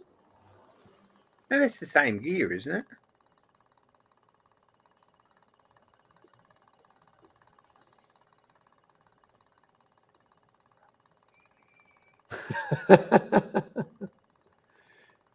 Yeah, Pete, you have to add me on I could just do this. See? Facebook. Yeah. Oh, I could just do that. Yeah, I should do that. That's about the level of the screen sharing that I get on my. Oh no, I can actually. I'll go one further. Once it's in the cloud, and But yes, that's sort of different. yeah, because that second gear, right, should that second gear will go onto there. Right now, hang on. Screen share, window there. There we go. How does that look?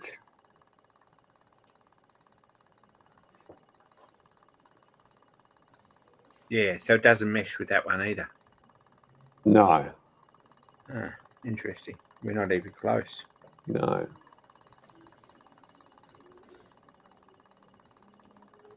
Hmm. Zoom in there. Zinc. How does that look? Oh, that's better. Mm. But I don't like Facebook. Okay, Pete. No. So, okay. Right. So, what am I doing? Back to the drawing board. Yeah, back to the drawing board. I haven't got that. Right. Let's go back there. Oh, there they are.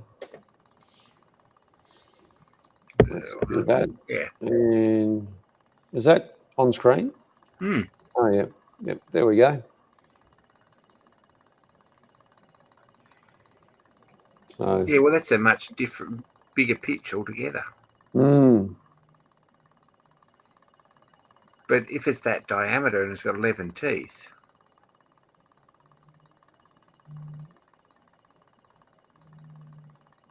isn't that the 11 tooth gear up the top there? yeah.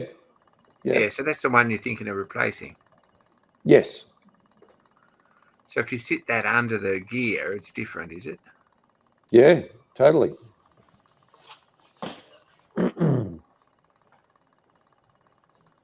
Okay, interesting. In fact, I'll flip it over. I should start up the other.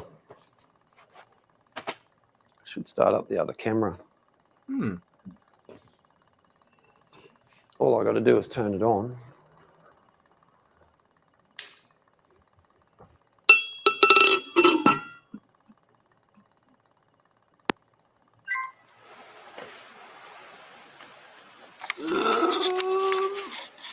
Hang on, come on. Let's go. Hang on, folks.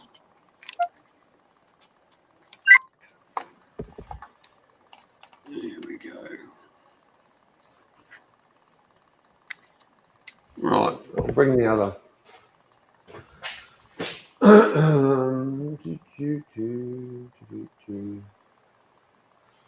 Right, let's add. Is it there? No, it's not. Not yet. Hang on. Scenes. No, why can't I do this? It isn't showing up. Ah, hang on. Right, hang on. There's us. Hang on. Extra camera. Don't mirror. Blackmagic design. That's the one. Add camera. Bring that in there. There we go. Look at that. And I'll zoom in. There you go. I'll zoom in. Hang on. Bit of flash. Whew. Yeah, Now, right. I have to. I'm a little bit far away. Yeah, it's not even close to the same pitch. Yeah. I'm gonna It's not set a even close camera to the up. right diameter. Yeah, I'm gonna set up a camera up here so I can go straight down on the bench. I think I might just go by myself because I'm not using the webcam built into the computer. I'm using the one on top. I just picked up one second hand, which was $40, and I'll just run a cable around. Yep.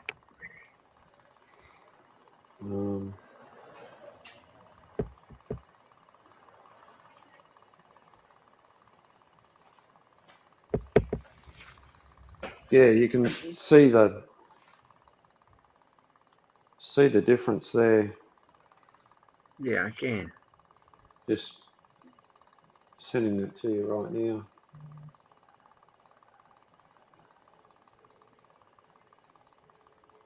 In terms of the number of teeth, we got that bit right, but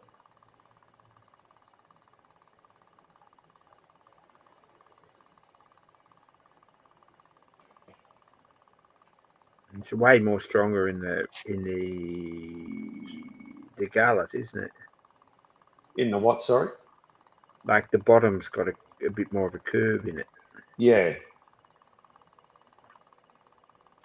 So the drawing we were going from must be different. Yeah.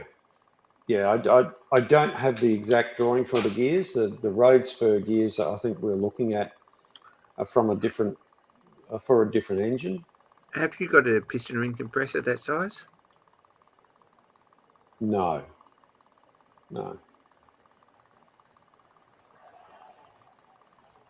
You just run a steel tube or something, a piece of Yeah. even a bit of brass and a cable tie around it and make it easy to measure the diameter. Yeah. Because it's an odd number of teeth, we Yeah, can't. you can't really just measure straight across. I'll tell you what I do have. The other thing is you make a plug in the center and measure that and double. That's not even going to work because it's going to be too uneven. Yeah, I think you need something a bit more solid than that. Yeah, we did some survey for the government, and they gave us they came around. You got these dressmakers tapes. Yep. So were you average size or like Peter? It's about, if I go around like that, it's about 29 inches. But yeah, that's a pretty irrelevant measurement. Yeah. I think you need a measurement either from the center to one tooth. Yep. All right. Okay. Yep. Right. Or What do you want? Metric or imperial? imperial, I guess. And turn the camera to black and white. I used to do that until I got sick of it. I reckon that's about 4.5 inches. To the center. Yep. So it's a 9-inch gear.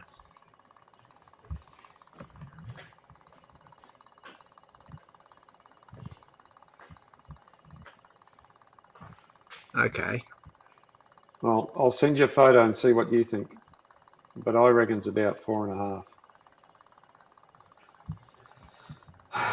Because that's 4/16th over. 4.5 and a 16th over.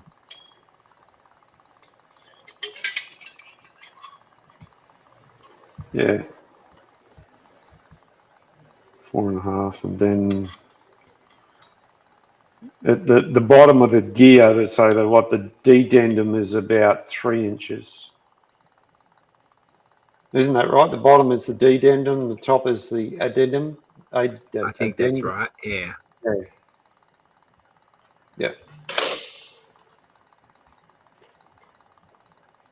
I remember that Yeah. from college.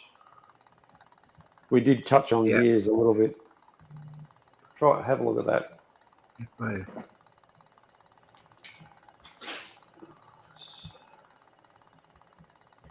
If I share this. Yeah, mate. Yeah, go for it. Who's this? Oh, that's you. Is that you sharing your screen? That's me. Yep. Okay. No worries. Right. I'll bring that on. So this is it in CAD. Yep. I'll take this other one off. Yeah. Yep. Oh, okay. You can do that then. Yeah. That's it in CAD. Yeah. Hang on. What happened here? So this is right. So this is Onshape. Yep. This is Onshape, which I kind of like a lot. Yeah. Well, if that works, for you, then it works for you. Here we go. So this Leventhooth spur gear is just done with their calculator. If we edit it, we end up with this little pop-up box here, which I'll put over here where we can see it. And this is 11 teeth in a circular pitch. Pitch circle diameter.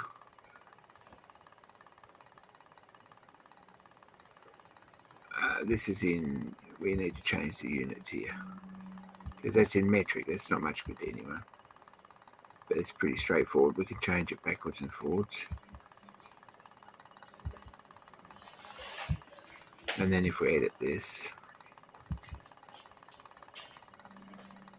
So that's pitch circle diameter 7 inches. Right. And that's circular pitch, which is this pitch here from here to here. Which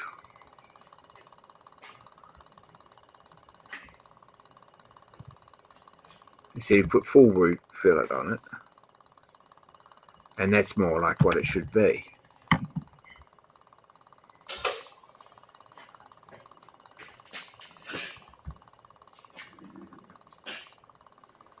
Yeah, see, you can change that easy. Yep. But this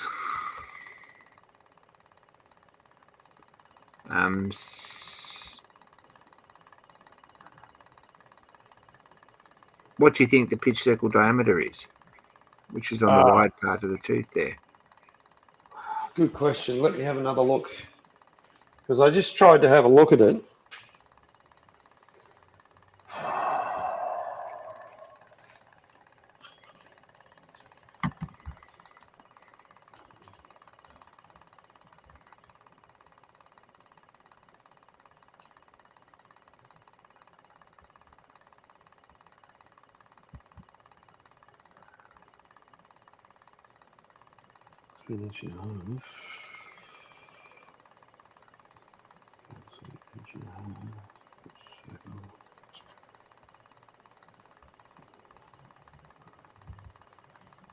Maybe 3.5.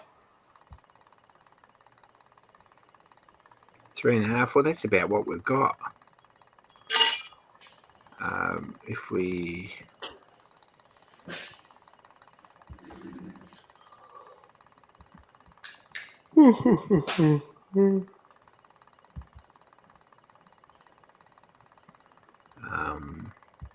so that's giving us a pitch circle diameter of 7 inches, basically, which isn't right.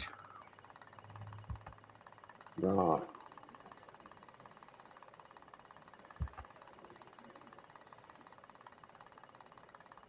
That's about 1.5 dp, and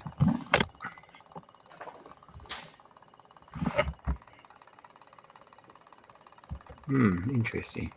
If we make another gear here, which is as simple as this. Peter's asking, can you work it out from total diameter? Well, you probably can, yes. 11 teeth, and then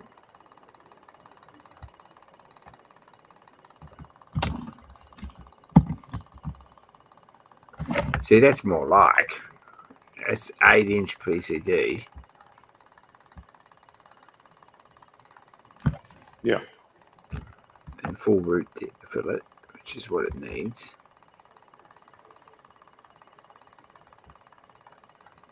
But even that looks too big, doesn't it? No. No, looks all right to me. I don't know. Where's it touching there? It's right on the wide part's touching.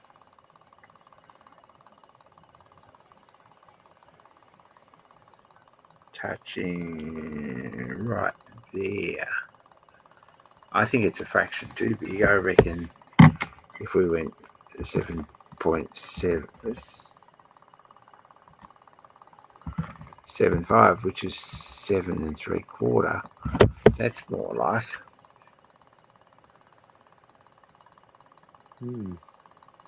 But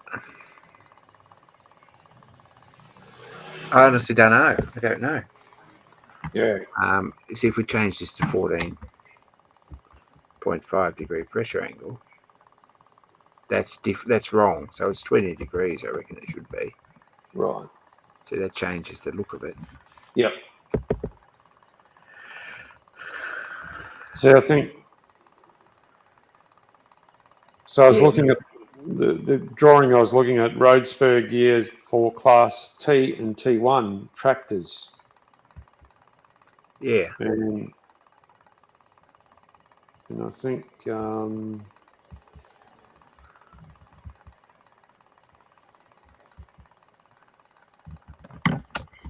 so that's 16 teeth, 2.5 pitch. Yeah, well, that's 2 1/4 pitch, what I've just done there. Right. Circular Right. pitch. I think it's circular pitch. Right. 2 1/2 pitch is. Yeah, but that's. Well, there's the drawing for the. That's that big, see? That's too big. Right. See the.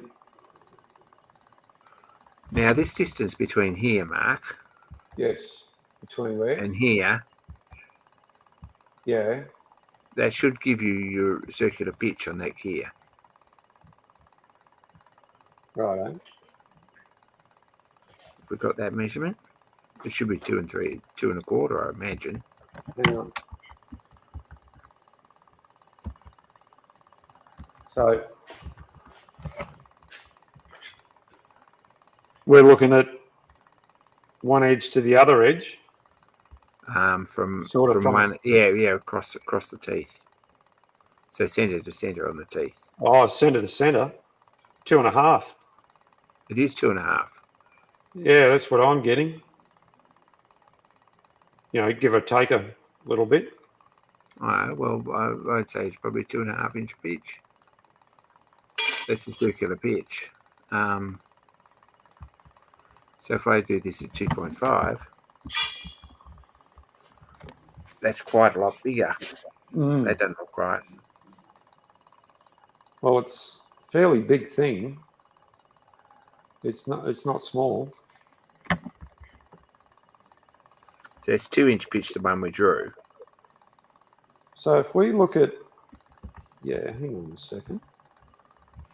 So if I look at the differential, yeah,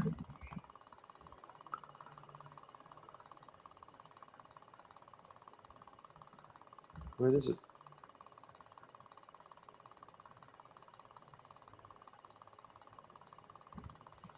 Okay, on the one drawing I'm looking at the moment, It's showing a pitch of 2 inches. Yes, well, that's the gear that we've cut out. I guess it's right. On that gear you've cut out, I guess that from corner to corner it's 2 inches.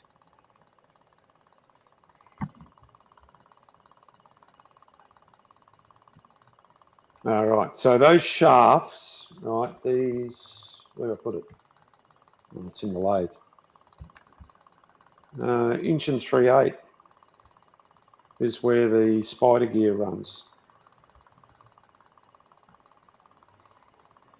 So yours would be the same, obviously.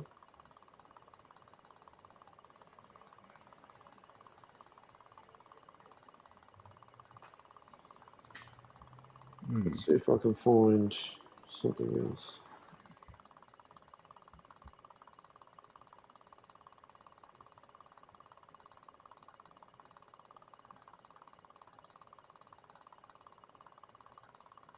So that's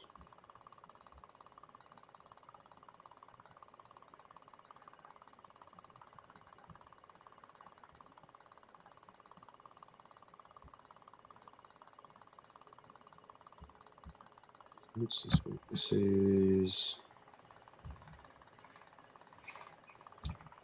so what's your engine? A DNA. Right. So I've got a drawing here for a road spur gears for a DN. Right. Yeah, it'd be the same. They're the same. Yeah. DNA, DNB, DN1. Yeah, I don't think they would have changed the gearing at all.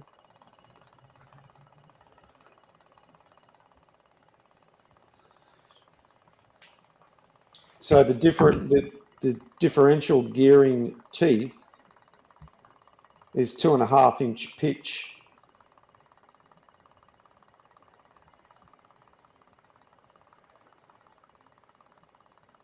It's 41 teeth, 2.5 inch pitch. That's for the differential. Oh, okay, right. So the overall diameter. Oh no, the PCD. Maybe circular pitches here on the PCD. The circular pitch they're showing is 2 foot 8 5/8 of an inch.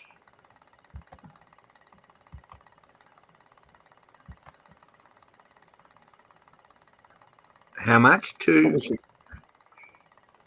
PCD they're showing as 2 foot 8, 2 foot 8 inches and 2 foot 8 5/8. Okay, so that's on the big one. Yeah, that's for. I'll send you this.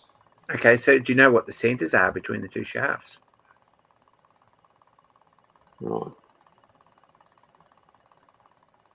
Hang on a second. I may have given you a.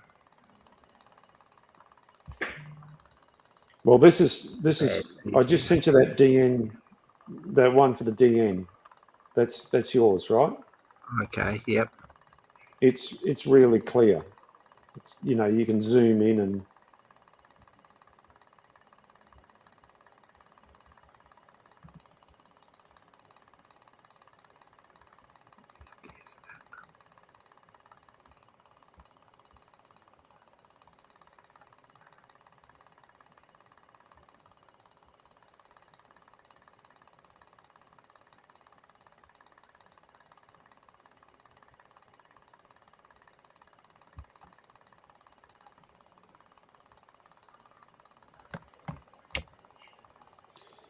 Now they're showing that drawing I just sent you, the DN. They're showing 12 teeth at 2.5 inch pitch. Yeah, right. That's a different system. I think mine's got a 12 tooth gear on it. Right, where this one is 11. But that 2.5 inch pitch seems to be a common thing. except when you Yeah, 49 teeth, 2-inch pitch. God. Yeah, well, that's the 49 teeth would be on the 12 teeth, because you can't run a 12. One of them's got to be a prime number, or you end up with an even wear. Right.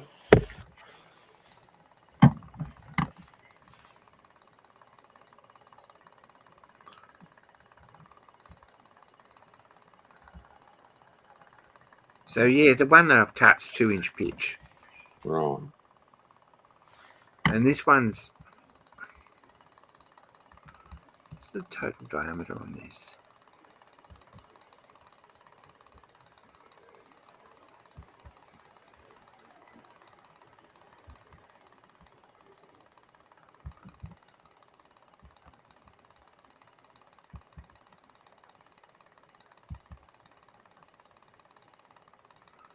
Nine and 5/16. That's showing the total diameter of that big gear. Right. Does that sound about right? I'll What did do a you say? rough. Four on a What do you reckon? 9? 9 and 5/16.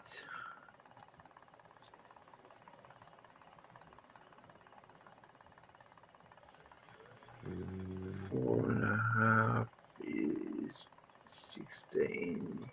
Yeah, looks pretty close. 5 is 19/30. 4 and 19/30 to the centre. Yeah, well, that's a 2.5-inch pitch.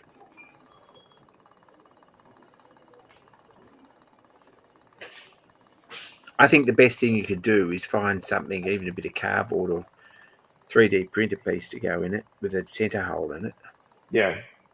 and measure to the edge of it.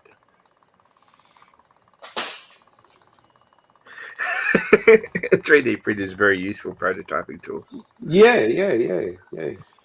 Actually, tell you what I could do. Can you see that? Actually, I'll go full screen, make it easier.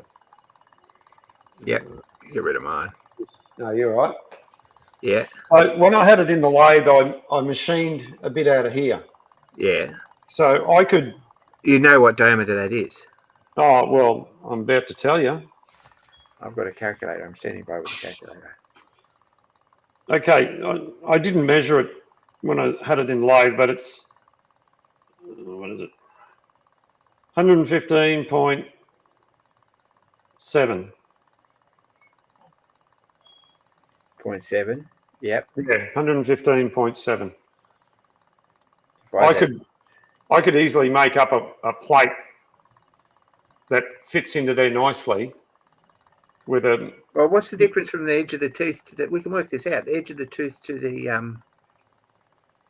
Oh, of course. yeah. I'll get my glasses. Hang on. So 115.7, we said.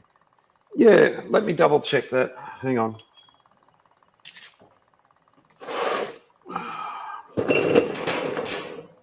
Jesus, I'll get crap all over my hands now.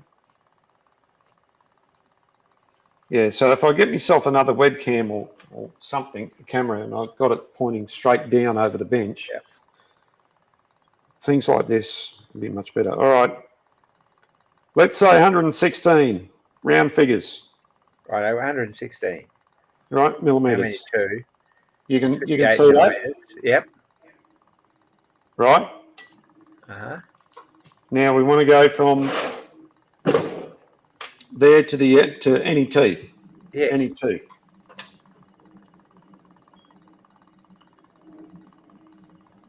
$60.5.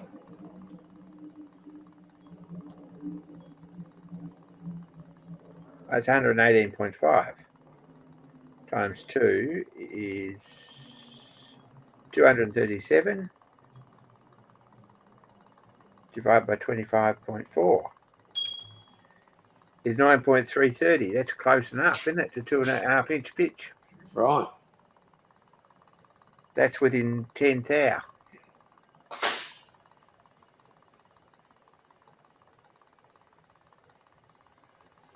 It's within 0.5 millimetre.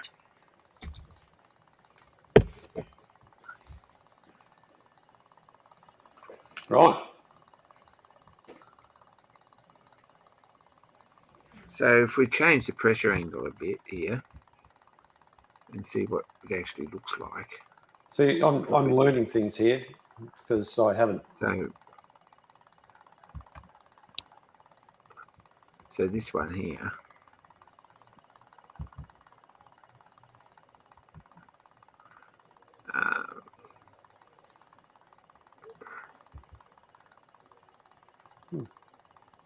Down to 13 degrees right now.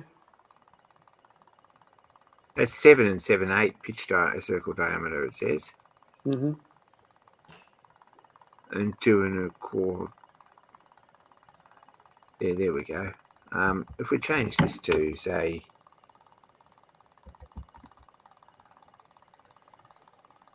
Right, so the pressure angle is where the teeth actually touch and transfer the power. Right. Yeah.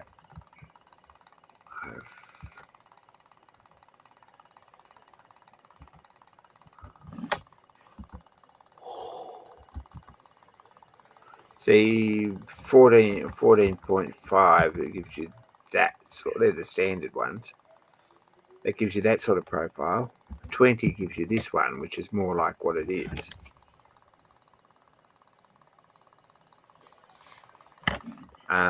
22, say, I think it's probably a bit too sharp. Mm-hmm.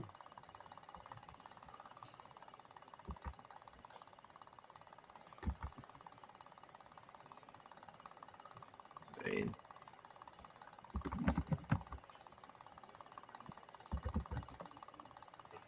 looking at the drawing, it's probably a bit worn, but 22 looks about right. Right.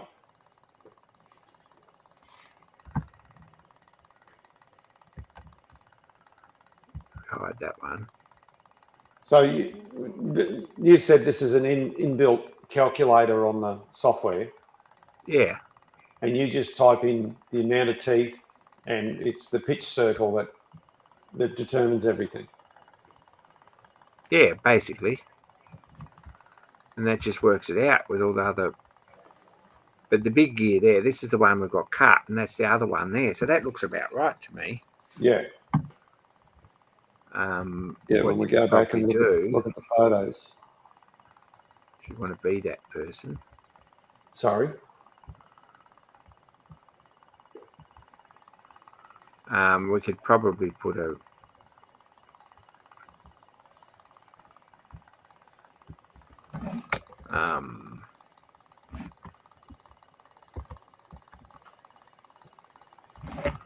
See, that's a 1/4 inch radius on the nose, which probably looks really good too. Mm. And now we're starting to look like something that should be.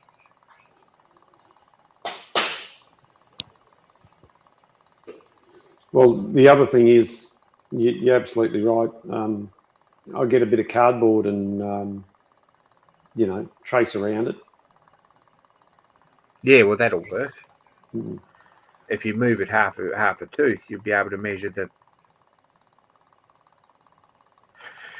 distance across. Mm-hmm. But this says that the pitch angle should be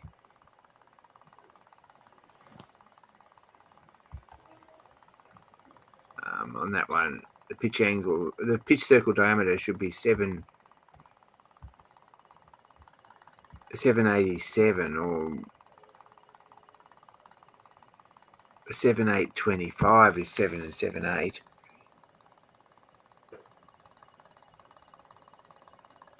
And that's a circular pitch of 2 1/4 inches. If we go to diametral pitch, it's 1.4 basically dp. Mm. But back in the day, I don't think that was actually a thing. The dp is only much more modern. And modular, of course, is metric. But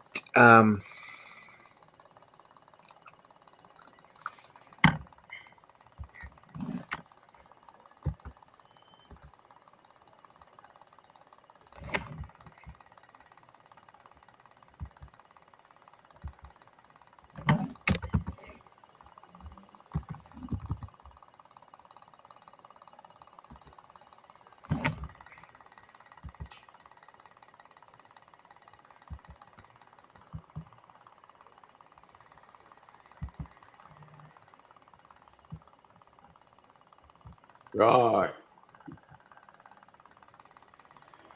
So that's basically what it looks like. Roughly, yeah. Yeah. Yeah. That looks And this is not a bad profile here.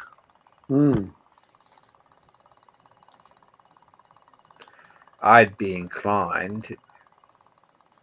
Very difficult to print it off CAD 1-to-1.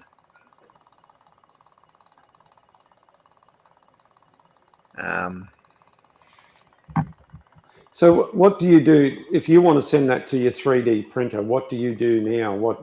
I bring up this export, which gives us a screen here that jumps up. Yeah. Which says we can call it that. We'll format it as STL. Right. So is that a standard 3D printer format? Yep. Yeah. And download it, click export. That sends it to where we go. Right. And then we open the slicer, which if we've... What's this slicing business about? Because I've heard that term and... Hang on, I'm just going to share another screen here with the slicer, which is a program basically that operates with... Because what you're doing is not really unlike what my wife does with her embroidery. You know, she does it up in the software, and thanks, Peter. And then she saves it as I think a DST or something like that. So and then puts it on the thumb drive, and then we can plug it into the machine, and the embroidery machine knows what to do with it then. Yeah, I think it's basically. Okay. Hang on. Let me go over. There we go. There we go. So this is actually this is basically the platter on the machine. Yeah. This is actually the rally plaque for Glenray Timberfest, which I'm working on. Right. All we've got to do then is basically import from downloads. Yeah, you're right. Hey, it's all CNC, but I thought that bumped it up out the line.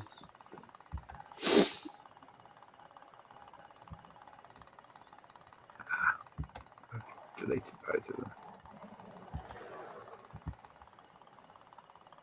See, and this is much too big for my printer. We can drag this around. And we can lay it down on that side there. Right. If we wanted to print a model of it, we can scale it down to, say, 50%. Except that this is like so. And basically that's ready to print. If we lay it on this side anyway. Yeah, Pete, I when I first started learning CNC, the college I went to, they had a CNC machine, I think, that ran on tape. So... Yeah, well, things have changed quite a lot from there. Yeah.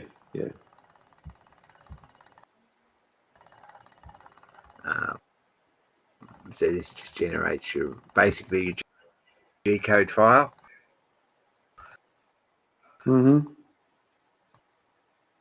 And you save that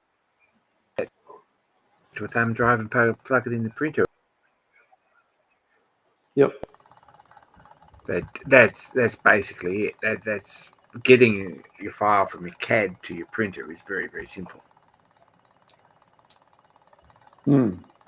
It's, there's nothing to that, you know. That's straightforward as.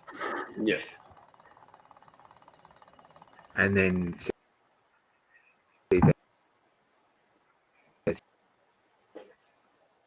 that's the file ready to have a look. You broke up a little bit there, Emma. Sorry. Yeah, we'll do that. Half size there. Yep. It's still generating, so it doesn't give me a time yet. That's right. But That's right. No. you get the idea. 4 hours and 52 minutes. Mm-hmm. And we can look at basically the path of the print as it goes. So this is each layer. Starting this end, that's the G code. That's the profile it prints. Goes around the outside twice, and around the inside twice, and then all the infill. Right. It does the next layer. Yeah, it really is no different to, it's very similar to what my wife's embroidery machine does. Yeah, basically. It'll do like an outline or in whatever, and then it'll go back and do a fill stitch, which, fills in the bigger gaps and things like that. Yeah, basically, yeah. So it's a similar technology, but that's yeah. If you want to change colours here halfway up, it's got capability to do that.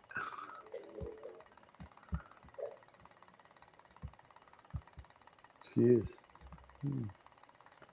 Well, and show you all that stuff. So it's pretty straightforward.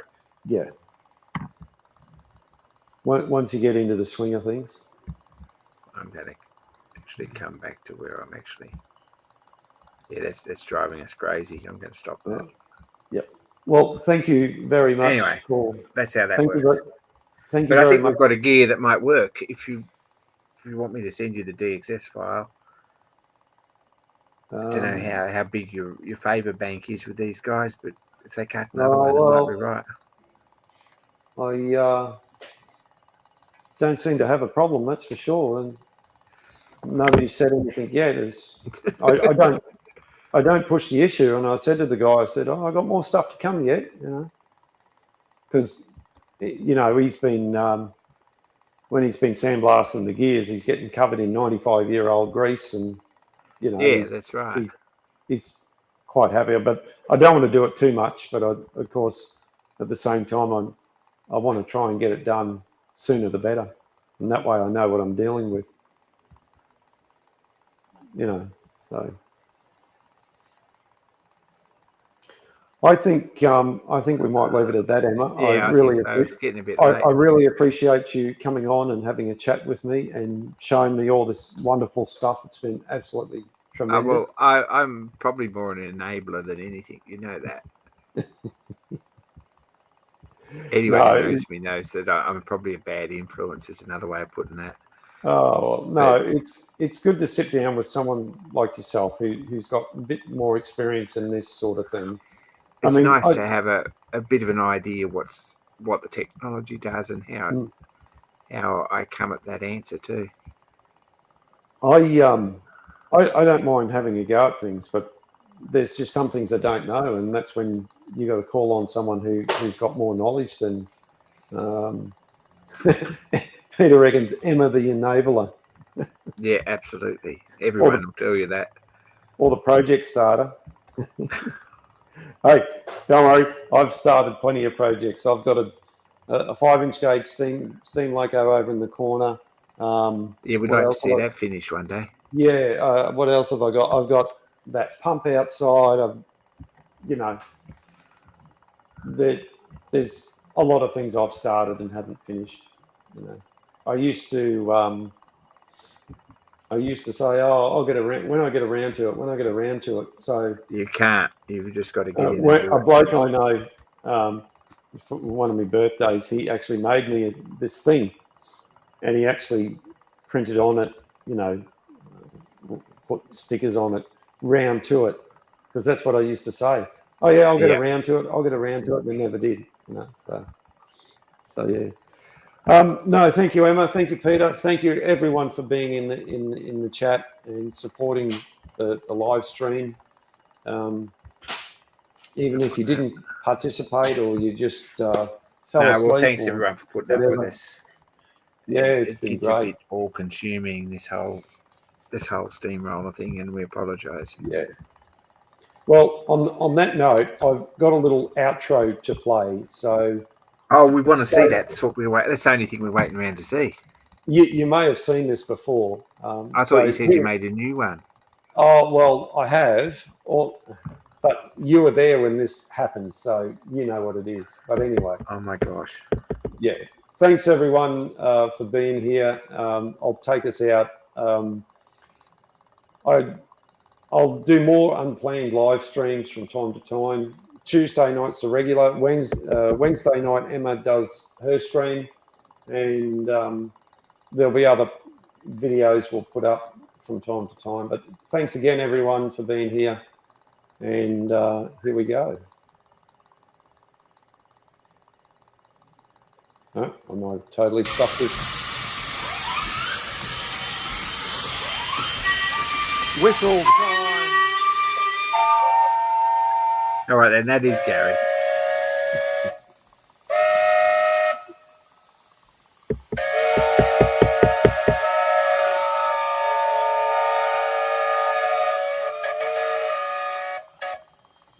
There we go.